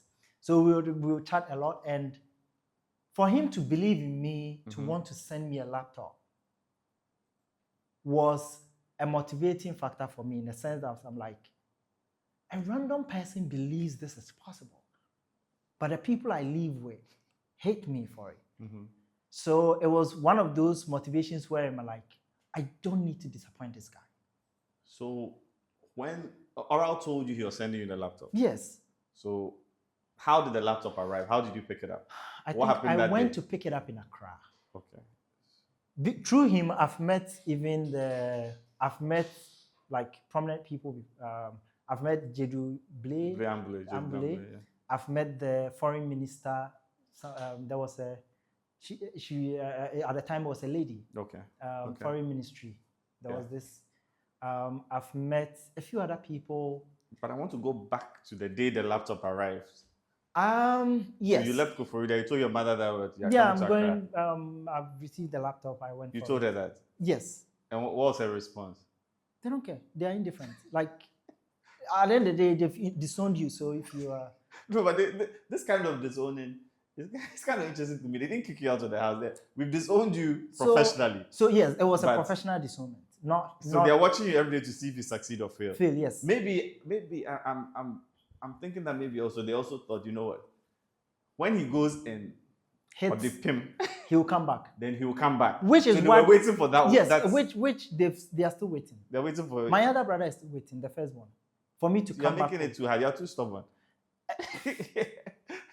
And I actually. So what happened was, at the time, whilst all of this happening, me doing the Wikipedia stuff, when I got the laptop, it meant I could contribute more, which meant... Wait, so you're contributing on what? On your phone or internet cafe? At the time, I was contributing sometimes at the internet cafe and sometimes on my phone, learning and all of that. So when I got the laptop, I could do it easily. And then I could also do my software development, like start it. You know, you're the only person I've seen SSH on a phone before. Why? People don't do it? No, I think people do it. No, nobody I know.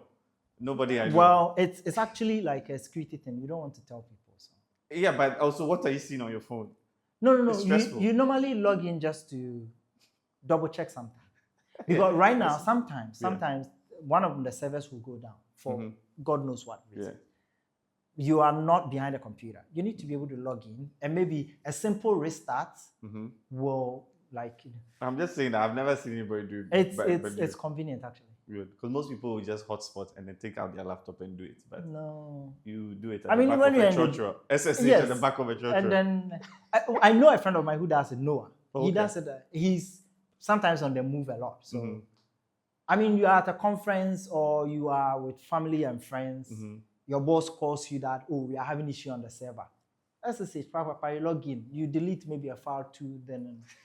Okay, so let's go back. You come to Accra to pick up the laptop. The laptop, and then where was it, like at DHL or? That's something.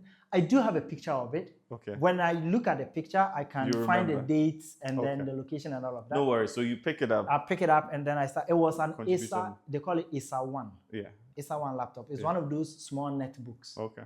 Yes, and that was the starting point. So when I got it, at least I have one person. Okay. One stranger in the world who believes it is possible.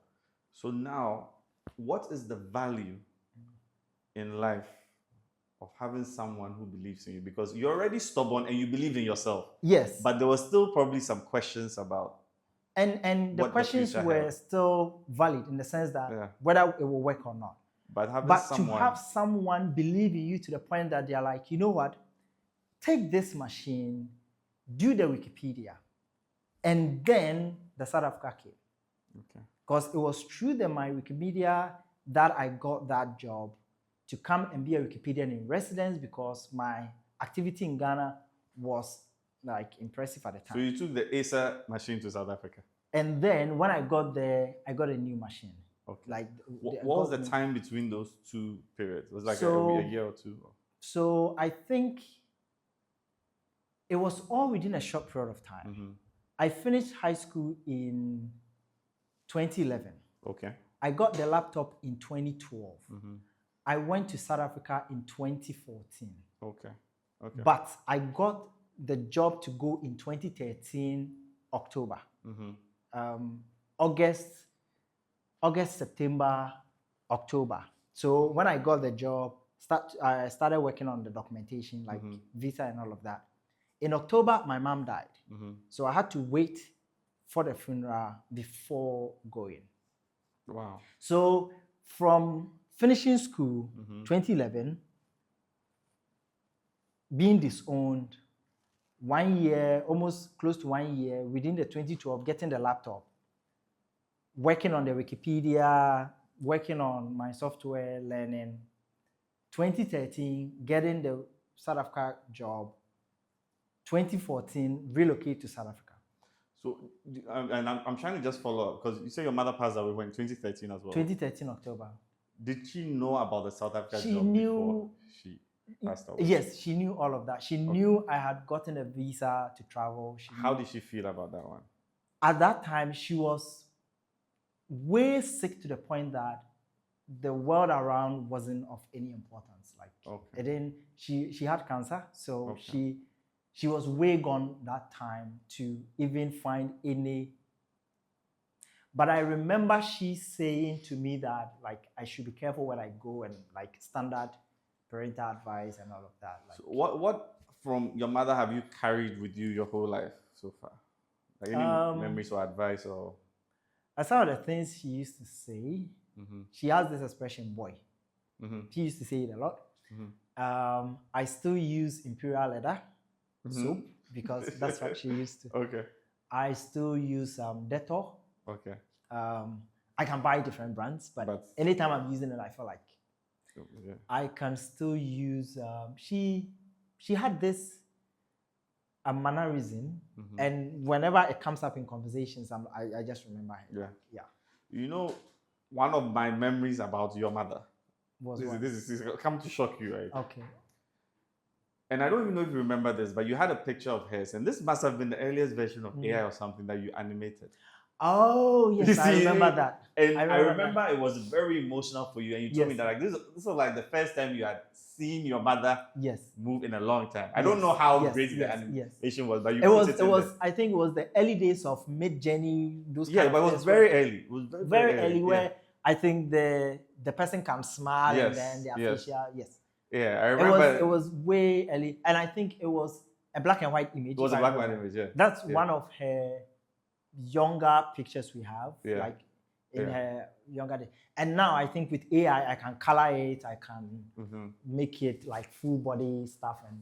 But so when you do something like that, does it feel real or does it not feel real? I've always wondered. So it's going to be different for different people. If you never met your mom actively, like if you never saw her, the experience is going to be different from someone who I grew up with her, like I knew her. So I do have realistic memories to the point that that is useless to me. Okay. But if you never saw your mom,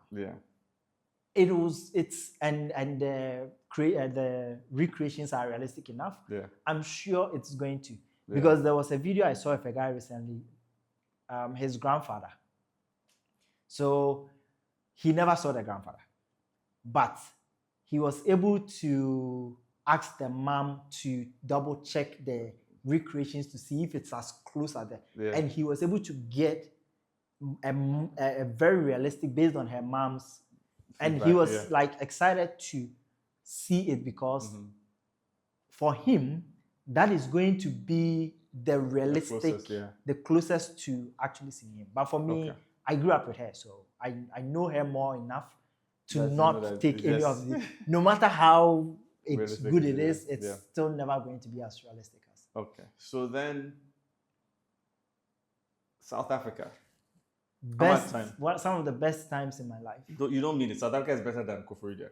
Oh, way better. Like, and for me, I think I enjoyed the whole experience because Isla, the lady who employed me, had an amazing working experience with her. Like, and I think your first time in the corporate world, who you work with, has a lot of influence in how you view the world of work. How did your brothers feel about South Africa? I don't know, honestly. How did your father feel? He probably thinks I'm rich. So he thinks that it worked out for you? Probably. But you are rich. Look, because I want to dispel this notion. You make people think you are not rich. You are rich. Here's the clue I tell people. Anytime you physically see me in Ghana, then I'm not rich. Because the moment I'm rich, I will be sipping coconut somewhere at the beach in Netherlands. Okay, we'll come back to that. We'll come back to that. So the fact that you physically see me here means the level of richness to me I define as rich. I'm not there. So basically, you don't have more money than Kwame Despite. We understand. No. I don't need more. Because he's here with us.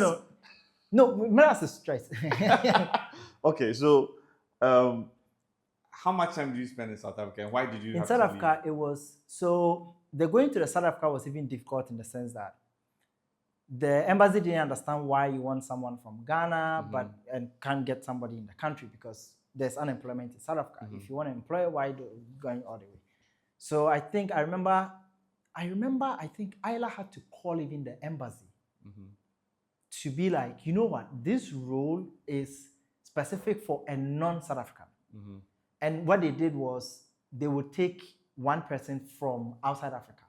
After me, I think the guy who went was from Ivory Coast, and it was a 1-year contract. So the existence of that rule is to bring in a non-South African. Okay. And it had nothing to do with it. So they were like, if you won't let the Ghanaian come, we are also not employing anyone from South Africa because the rule is for a non. So we managed to convince them after like 2 months.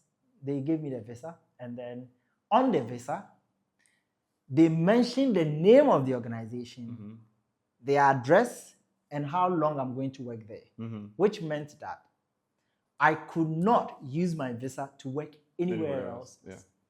And at the time, their policy was that if you want to change your visa, you have to come back to Ghana, change it with the embassy, and go back.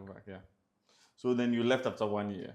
Yes. I actually stayed there for 10 months because I applied for visa in, let's say, August, that I want to travel in October. You delayed for 2 months. Instead of you adjusting the start date, they gave it to you for August.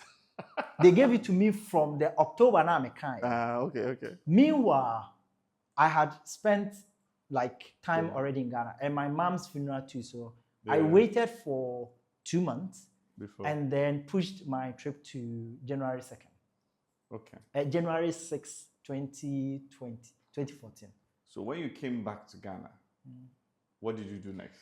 So I went back to the house and you know the feeling where you know someone will fail, but then they've had a bit of success. And you are just waiting for that moment. So you could feel it. They're still waiting for it. So basically, it's like you've come back. I mean, you are back. I mean, you're back, so yeah. You don't have a degree. What next? So at the time, I think, when did we start working? 2018? I think around 2018, yes. But before then, I think 2015, 2014, I come back. 2015, I go back to Netherlands for just like a week or two. So what do you mean you go back to Netherlands? We don't even know that you were in Netherlands before. You don't know I've been to Netherlands before? No, what I'm saying is they say you go back to Netherlands. We don't, you went to South Africa. I mean, I was in South Africa. So in South Africa, I went to London from South Africa. You missed that part, yes. So we have this conference. They call it Wikimedia Conference. Yeah. Wikimania. All the people who contribute around the world, they gather every year just to mingle, primarily. Talks, programs, have fun, games, tour, and all of that. So in 2014, I went to that conference. It was held in London. Then I went back to South Africa. When I came back to Ghana, there was a similar conference in Netherlands, but specifically for, they call it GLAM, Gallery, Libraries, Archives, and Museums. So it's a subset of the parent conference, but that one is specific to those things I've mentioned: galleries, libraries, the arts field. So they also had a conference, and then as a Wikipedian in resident, like a former one from Ghana, I was invited. They handle everything for you, like if they are giving you the grant. So I also went. So in 2015, I went to Netherlands, and then when I came back, you know where to find Abuchi, which at the back of their mind, they think I am rich. What they don't realize is all those trips are fully funded and paid for. All I need to do is show up at the airport. Everything handled. I didn't even book the tickets. They booked the tickets. They asked what you eat, all of that. I remember on the plane, they would serve the people who specify their food. So if you have a special meal, before they serve for everyone, they will come and give you the special ones, your meals. They go and then come back with the general meals. In, I think it was KLM or so, going to Netherlands. They bring the food to me, and because during the selection, I will always pick vegetarian. On flights, if they ask, I always go for vegetarian. I don't know why I do it, but it's more like a tradition I do. So on all the flights, if but you realize it doesn't make sense. I know it doesn't, but you just do it anyway. I just do it. And you do it again tomorrow. It's part of you now. If I have the option to select meal, I just go for vegetarian. So on the Fly Emirates, the South African Airlines, if I have to choose, I go for vegetarian. So you understand you're not a logical being. No, but some of the decisions in life don't have to be logical. Okay. I mean, the meal I choose, I don't have any reason for choosing vegetarian. It's just... Okay, no problem. So so when they bring the meals to us, I remember one of the ladies sitting, she was a woman. She was like, after they brought the food and they were leaving, she leaned in and was like, wait, how did I do a bro before us? She thought there was this priority class premium level. I'm like, oh, maybe kind of like as specified that. And I say, wow, okay. She thought there was this but maybe she's a big man, so why is she? But when you select it, and it happened a couple of times on flights. I don't know why they do that, but I think it makes it easier for them when they are serving, so that they don't mix it up with. Yeah, it makes sense to give it to those who are specified before. Then when you are coming back and the person is eating you just know. So on those trips, it's fully funded. Okay. They probably start in Ghana thinking, say, I am rich and I'm spending my money on trips. And they thought you were also stingy then, in that case, right? Because this is the problem. When someone assumes you have money and you are managing the coins you have, then they assume that you are just stingy and wicked and all these funny things. Here's the funny thing. Yeah. When I returned from Netherlands, when I went there, I used my debit card to withdraw money. Interestingly, it drained my bank account to the point the exchange rate flattened my bank account. When I came back to Ghana, I didn't even have money to pick a cab from the airport. I had to walk from the airport. You are in Netherlands. You come back to Ghana. No money to the point that I walked to Christian Village from the airport. Which Christian Village? Kiseman Christian Village. From the airport. to get money from my elder brother, the one I come after, to pick a car and go to Koforidua. Wow. But then people, and I don't know if he's ever mentioned this before, but I had to go to him for money because I don't. But somebody sitting outside looking on will be like, hey, we already took coin. But I didn't have money. So it means and in their mind, they thought I am doing those trips with your own money and to send a message to them that you're all right. You got it. It's crazy. So then you went for how long? How long were you in the Netherlands the second time? It was like 10 days or something. 10 days. And you come back. You walk to Kisseman with your luggage. Yeah. I didn't go with a big luggage. I think it was only my backpack. You have a backpack. Because I wasn't staying for long. I had this backpack that I could load it up and stuff. So it was pretty much just my laptop, a few clothes to wear, and then that was it. Yeah. So I went to him for money to go to. And we were all laughing because it's weird. So you go home.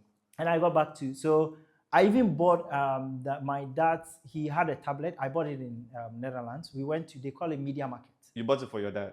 No, he gave me money to buy it for him. Okay. So he wanted a tablet at the time. When I said I was going to Netherlands, he was like, okay, they're not quite, buy one for him. So when did you even buy your laptop? To manifest all these things? So he gave me the money when I went, and then we went to, they call it Media Market. It's a huge computer store. Massive. And I think it's popular in Europe, in those countries. Netherlands, Germany, they have those things. I went, I bought, and it was a really good Samsung laptop, tablet. He used it for a few years before. So you came back, you went back to Koforidua. And then I was there for 2015. Then 2016, I got a job in Accra. So I relocated to Accra. And that was when I started working somewhere here in East Legon. So I think I worked with Mesika. And then I also did a bit of work with Silver, I think they call them Springs something. It was they were behind the Silver Accra Valley initiative. I don't know if you remember Silicon Accra. Silicon Accra initiative. So we worked with them a bit before eventually joining EK. So why did you join EK? Because you've gone to South Africa, you've gone to Netherlands, and then all there was this post for somebody willing to learn Flutter, 1,000 CDs, which was, I was ridiculed for even making an offer like that. No, not ridiculed, I was insulted. I'm going to use those words. And so why did you take it? And the reason I took it was because I wanted to learn Flutter, but now I have a 1,000 CDs incentive to do it. So in my mind, I was like, it's a win-win. At the time, I had done a bit of web. I started web development with Django in 2012. So I had done a bit, and I wanted to move to mobile. But the options at the time, I didn't like them. Using the web for the mobile, I had tried, they call it Meteor. I don't know if you've heard of it. They call it Meteor. And then I had tried Ionic. It was based on Angular. But they all didn't feel right. So Flutter was the new shiny block from Google. And since I use Angular, I know Angular from Google is good. Flutter from Google meant that I could see a future with it. So when I saw the post, in my mind, I'm like, I am going to learn Flutter with 1,000 CDs bonus every month. And that was actually the idea behind, because we are specific that somebody who's willing to learn Flutter. But here's the thing. If I knew Flutter before, you would have charged more. I would have charged more. And I would have felt the 1,000 CDs also was an insult. But the point is, I think the people who came in with the attacking you were coming with the... But the job post said someone willing to learn Flutter. I don't even remember that. So that was because I knew that I can't pay someone who already knows. So in my case, I was looking for someone with the right mindset to understand that. And that's how come I took the role. You are learning on your own for zero incentive at home, and then you hope you get a job. Or take this and then manage. So for me, that was it. And I mean, being incentivized to learn something, it's a win. So what were your craziest or greatest experiences at EK Brand Consult, and who stood out to you? as a character? You and I know who now. But still, yes, let's say it's for A character would be the guy I came to meet. Okay, who was? Do I even remember? Clone. He's called Jeffrey. Jeffrey, yes. Where is he? Is he still in Accra? Or he's also traveled? I don't. I heard recently. I found out, was it last year that he and Doris were? Yes. I didn't know. They went back together. Why they were together before and then they went back? Because I didn't even know when she was leaving. That there was an item. What you are describing is what they say in Chi. What an anangwa say. You are asleep, but your legs are outdoors. Me, I thought it was just a nice work environment. Everybody was working hard. No, I think they had a fling at the time, and then I was just trying to keep my business afloat. I was trying to find salary at the end of every month. And then the guy just started having some attitude to me. I didn't understand that he tried to jack out with my infrastructure. Yes, so Jeffrey is one of the characters. Oh, so you met him? Yeah, I came to meet him. He was the one who handed over the EK backend at the time to me. Yeah. Where and when I came, you realized we needed to do some changes to save cost and all of that. Yeah, that's true. Actually, you've had great influence on, I would say, EK Van Consult architecture. Digital Ocean. Yes. You guys still use it? Eh? Yes. Okay. Django. Digital Ocean should pay me for that because I brought in a client. I'm sure you gave me a token or whatever it was. You gave me a link. So they gave you your... that $25. that was what they offered you. You give them business. No, but after that, they should make me an ambassador for Ghana. But I thought you were like some sort of ambassador. Yes. It was Django. No, for Digital Ocean, I was. They call it Digital Ocean Navigator. Yeah. They stopped the program, and I think I'm hearing they want to resume it and whatnot. They need to resume it. So, but it's Oliver who works for them like full time now. Yeah. Oliver who? Oliver Mensah. Okay. He's based in Western Region. He works for them remotely. He's the one organizing the events recently. I don't know this event, so tell me. I'll this year he's organized one. Yeah. I even played around with Flutter a little bit. I tried Angular. Flutter is amazing. Unfortunately, for mobile application is the ish. I'm a React guy. This is the sad truth. I believe using the right tool for the right job. Okay. Flutter for mobile, Android, iOS is superior than anything on the market. You see, the problem is that, at least, I don't know if it's a problem, there's probably a solution for it. I like to use a simple tool. So once I use React and there's React Native, I'm not trying to learn something again. But if you do Flutter, so can I use Flutter for just normal front end for desktops? No. You can, but that's not what it's not meant for. So then it means I have to have a different. Yes. I'm not trying to maintain all those. But that's the mistake. That's the mentality we have. But remember, using the right tool for the right job will always get you the best results. The definition of best is I'm a businessman. Sometimes efficiency is so key. You can use a tractor to carry your fridge. Anyway, here's the good part with AI today. Okay. I can write my code and say, write this code in Flutter. Thank you, but you come to me to come and debug it eventually when it's not working. That's why I'll bill you $200 the difference between as punishment for you not going to learn how to. The difference between me and the younger generation is that I would then use the code base to understand, because I literally ask AI that, look, this line of code, tell me what's going on here. Which is something then I question it and I say no. But wouldn't it be rather this way? Yes. So for me, I'm very conscious of my approach, because yes, we can all use AI, but I try to use AI to learn. Yes. As opposed to use AI to get the answers from things done. Yes. And which is something I do a lot, because recently I had to learn what they call the Fourier series. I don't know if you've heard of it. The Fourier is like a math. It's a math thing in Wave. Yes. But then when the AI says something, you're like, what is it? Then you go and research and understand. Do you remember when I had to learn Django? Because you were my teacher, remember? This guy was one of the worst teachers. Because I'll be like, I don't understand this. He said, go and read. You don't understand. He's frustrated with you. He's trying to play FIFA.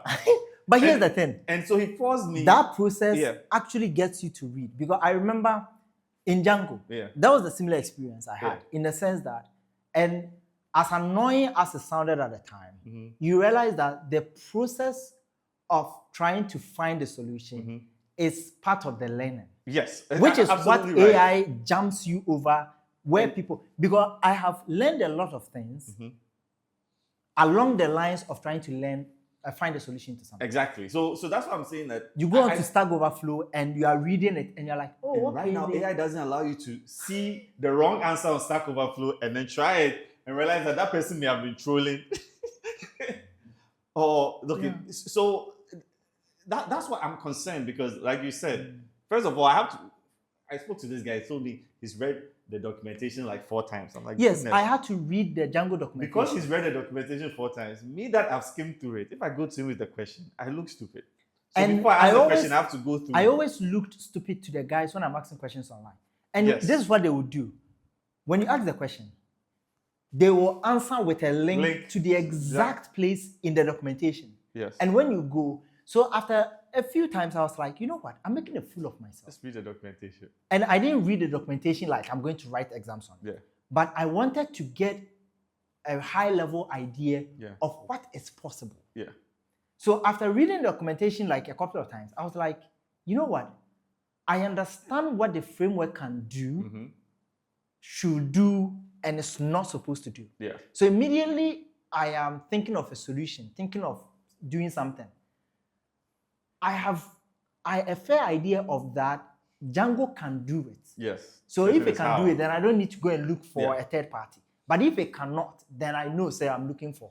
The hardest thing for me was getting used to this whole new model view template thing, because before, remember, I also had a difficulty with it. For me, I was doing modules, and it's for the older, those who were using Visual Basic back in the day. It's a new way of thinking. It was a totally new, and if you did desktop apps, yes, it's an that's absolute like. So, but I've never said it before, but I really appreciate the tough lessons that you gave me. And that's the only way to learn it. Yes. If someone wants to, because that anger you get from being frustrated should channel it into being good at research. Yeah. Right now, sometimes people will be like, oh, I look for something, I didn't find it. Like, no, you did look for it. Yeah. Searching is also a skill. So the fact that you didn't find it, they'll be like, immediately I search. Yeah. First 2-3 results I get, and they'll be like, but how did you find it? And I'm like, how did you not find it? Yeah. Because so it's an art, it's a skill. When you learn it, nowadays when I'm searching for solutions, and it comes to me as second nature. So, but when people do not get that point, AI will be hallucinating. AI will be telling them. And you wouldn't know it's hallucinating. So here's the other thing, because part of, I think, learning web development is to be a junior developer. Back in the day, the senior devs only had use for the junior devs because you do the rudimentary stuff that they can do, but they just don't want to put in that way. Yeah. And whilst you're doing it, they're also teaching you certain along things. The lines. Right now, senior devs don't need junior devs because use the AI for your junior dev. Junior devs are trying to use AI as their senior dev. When it starts hallucinating, you be completely lost. But anyway, unfortunately, we are running out of time. I want to make sure you get lunch. Okay. Before 1. But what are you up to the these lunch, days? I can even have it after. Okay, good. I mean, you said the meeting is at 1. 1 to 4, right? Yeah, by 4 we should be done. Okay. What are you up to these days? So. No, first of all, at EK Brand Consult, which, when we were at a drink, I know, for me, that was one of the most fun times in running this business. Okay. It was like... But that was the early days, so it's understandable to be fun. That was in the early days. We had Avery Scott before. Okay. But that was when we had the vision of bringing everybody together. Okay. So we had the dorms. It was like a boys' dorm. Yes. Eric was there. Yes. We had Obed, Joseph, Joshua. But we had you because where is Joshua? He's around. Joshua, because his father's passed away. He has this week off. Yes. Sorry, you mentioned. We had you, but at some point you even left EK Brand Council, but you were staying with us. Yes. Was it the time I was working with Red? No. Oh. Yes, Redbird, and then the First Blood people as well. But it was like a family. Yeah. In fact, it was a content house, except we weren't creating content. Yes. When creating And content. and we have pictures and videos of some. Yeah, of have you seen them. the video online of the spelling where Legend couldn't spell souvenirs? I won't be surprised. You haven't seen that I've not video? seen it, but That's the only video that survived because I took it with my phone and I pushed it immediately. But you should watch that video. It's hilarious. When we leave. And then how do you expect to beat me in FIFA?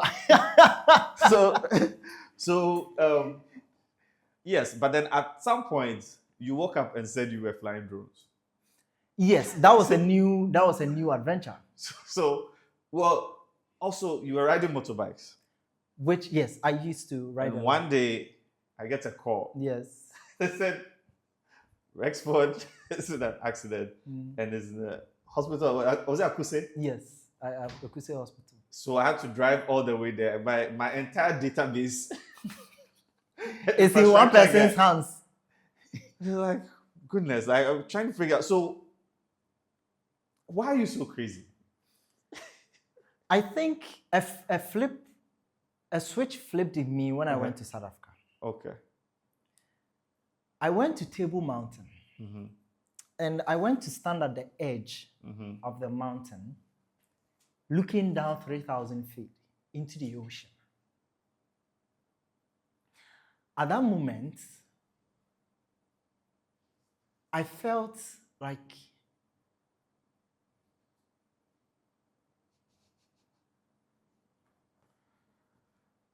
about 2 weeks or 3 weeks ago, I didn't know my left and right.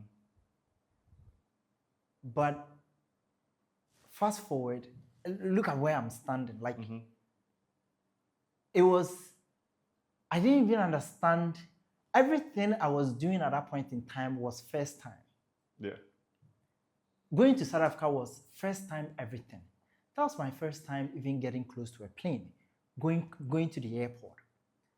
What is even checking in a bag? Sitting on a plane, window seat, being in the sky. I go to a country, I don't know anyone. I only know 2 people virtually. Like, if I went, they bag me up and I vanish, that would be it. Like, there was literally, they give me a place to stay. I live in a community where 100% white people, like pretty much. I am working in this environment with high rises. Like when you look at Cape Town, St. George's Mall, the buildings. And this was me just a few moments ago. Like even the fact that I moved like 9,000 kilometers within a few hours. These were all experiences. I was like, there is more to life, basically. For me, within that short period, I spent my entire time traveling in South Africa, going to museums, looking at artworks, experiencing food, culture, language, entering a submarine. Like, these are things, it got me realizing there is more to life than just, the whole automatic way of living.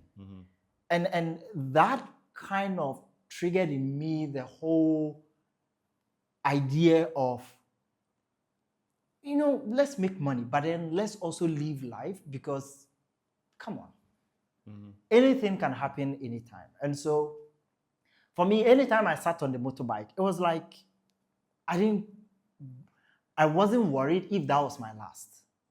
So at the back of my head, I am just experiencing the moment. And at a point in time, I could do that because nobody depends on me. Okay. It's like I'm not married or I don't have kids. When you have a wife, when you have kids, it's a different thought process. But if you are alone, like... So why did you stop? Because I remember you had 2 accidents, at least that I know of. Yes. So the second accident, that was the moment I was like, I saw the bike even before I recovered. I was like, I'm done. Okay. And I've not touched the motorbike since. I don't plan to. Like, do you remember? Why, you have a girl now? Almost. Almost. You have something to live for. And even at the time when I stopped, it wasn't because of it was just like, I feel like, they say cats have 9 lives. Yes. I had exhausted 2 of mine. So just calm down. The third one. Yeah. Okay. Do you remember the incident where University of Ghana police station? You came to bail me out, and that was an interesting one. Was it 300 cedis you had to pay that day? It was yes. like 300 or 400. Yes. Yeah. And that was bloody expensive. See, I didn't even know I had. We've done things. True.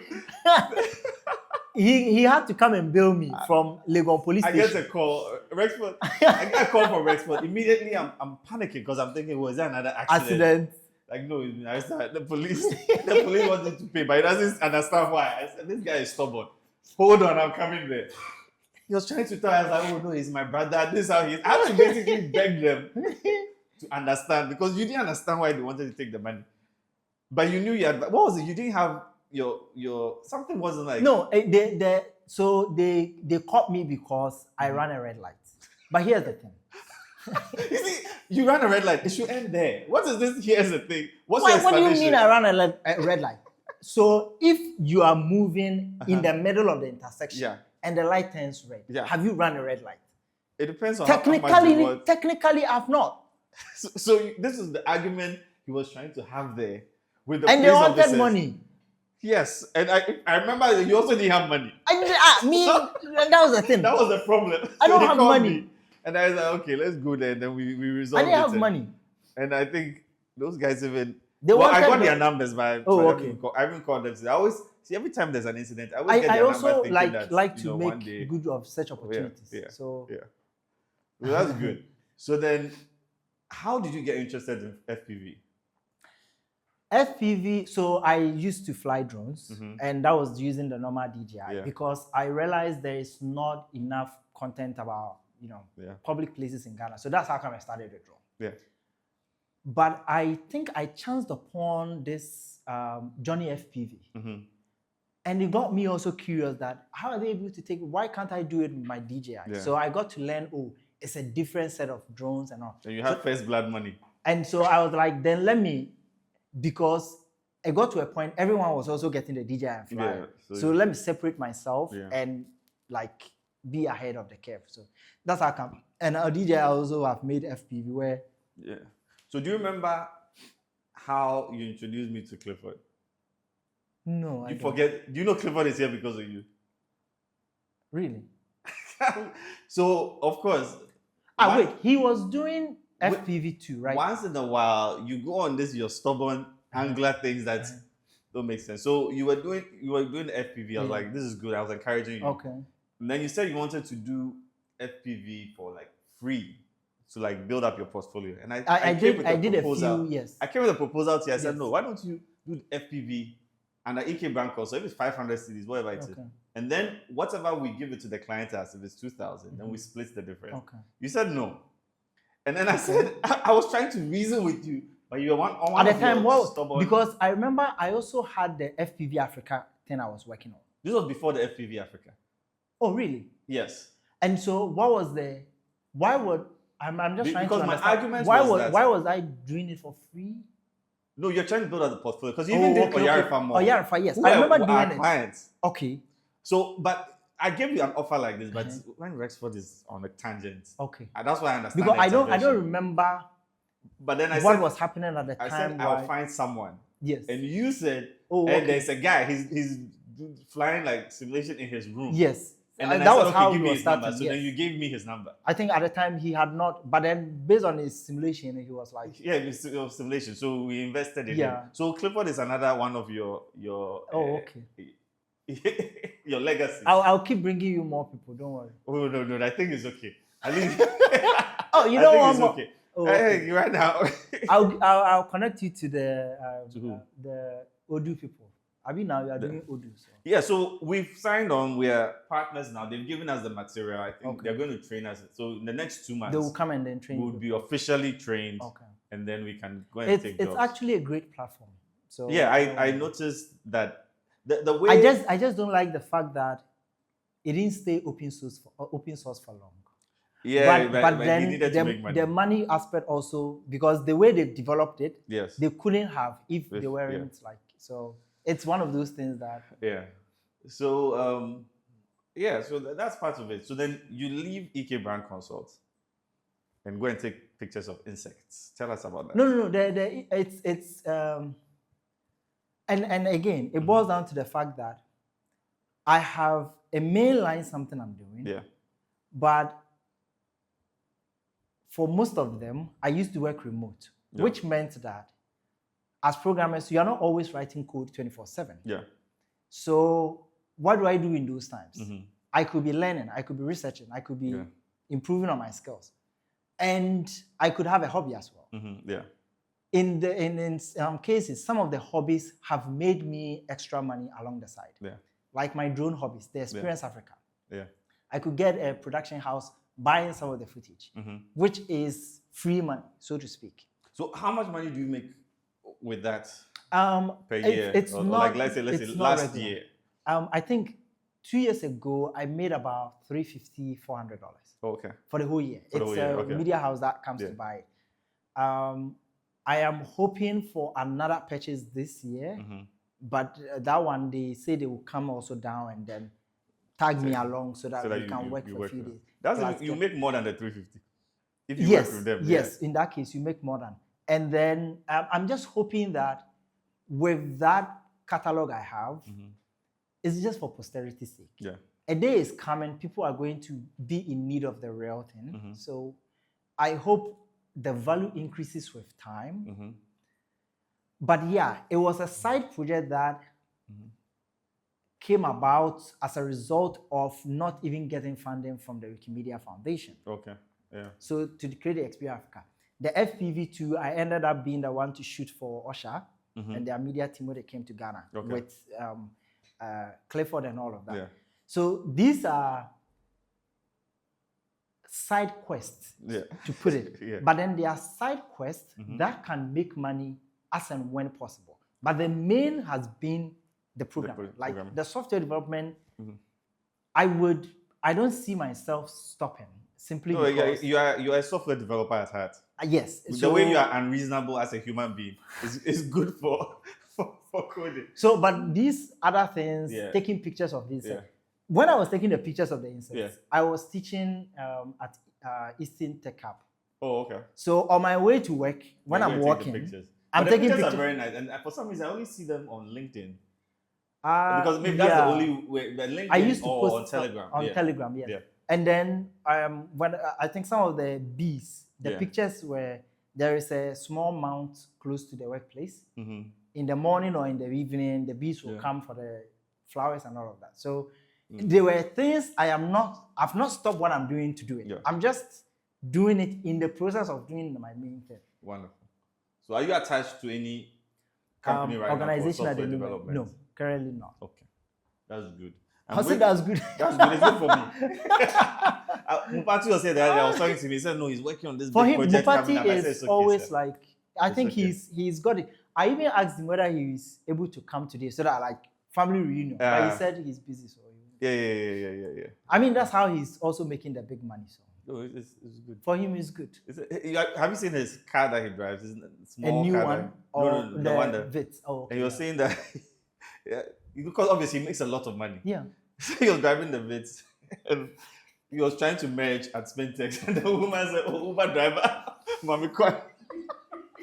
I remember he's mentioned that before. He felt offended. Like, he felt offended. Yeah, it's normal. Humility is difficult. It is, but it's understandable because they think the that. bits, yeah. Eventually, for him, he could have invested in a better car. No, but I think he also likes being. The simplicity works for him. I think he's probably going to get married this year, right? Yeah, I think so. He should. Yeah. We're looking forward to that. Yeah. Anyway, so thank you for taking the time.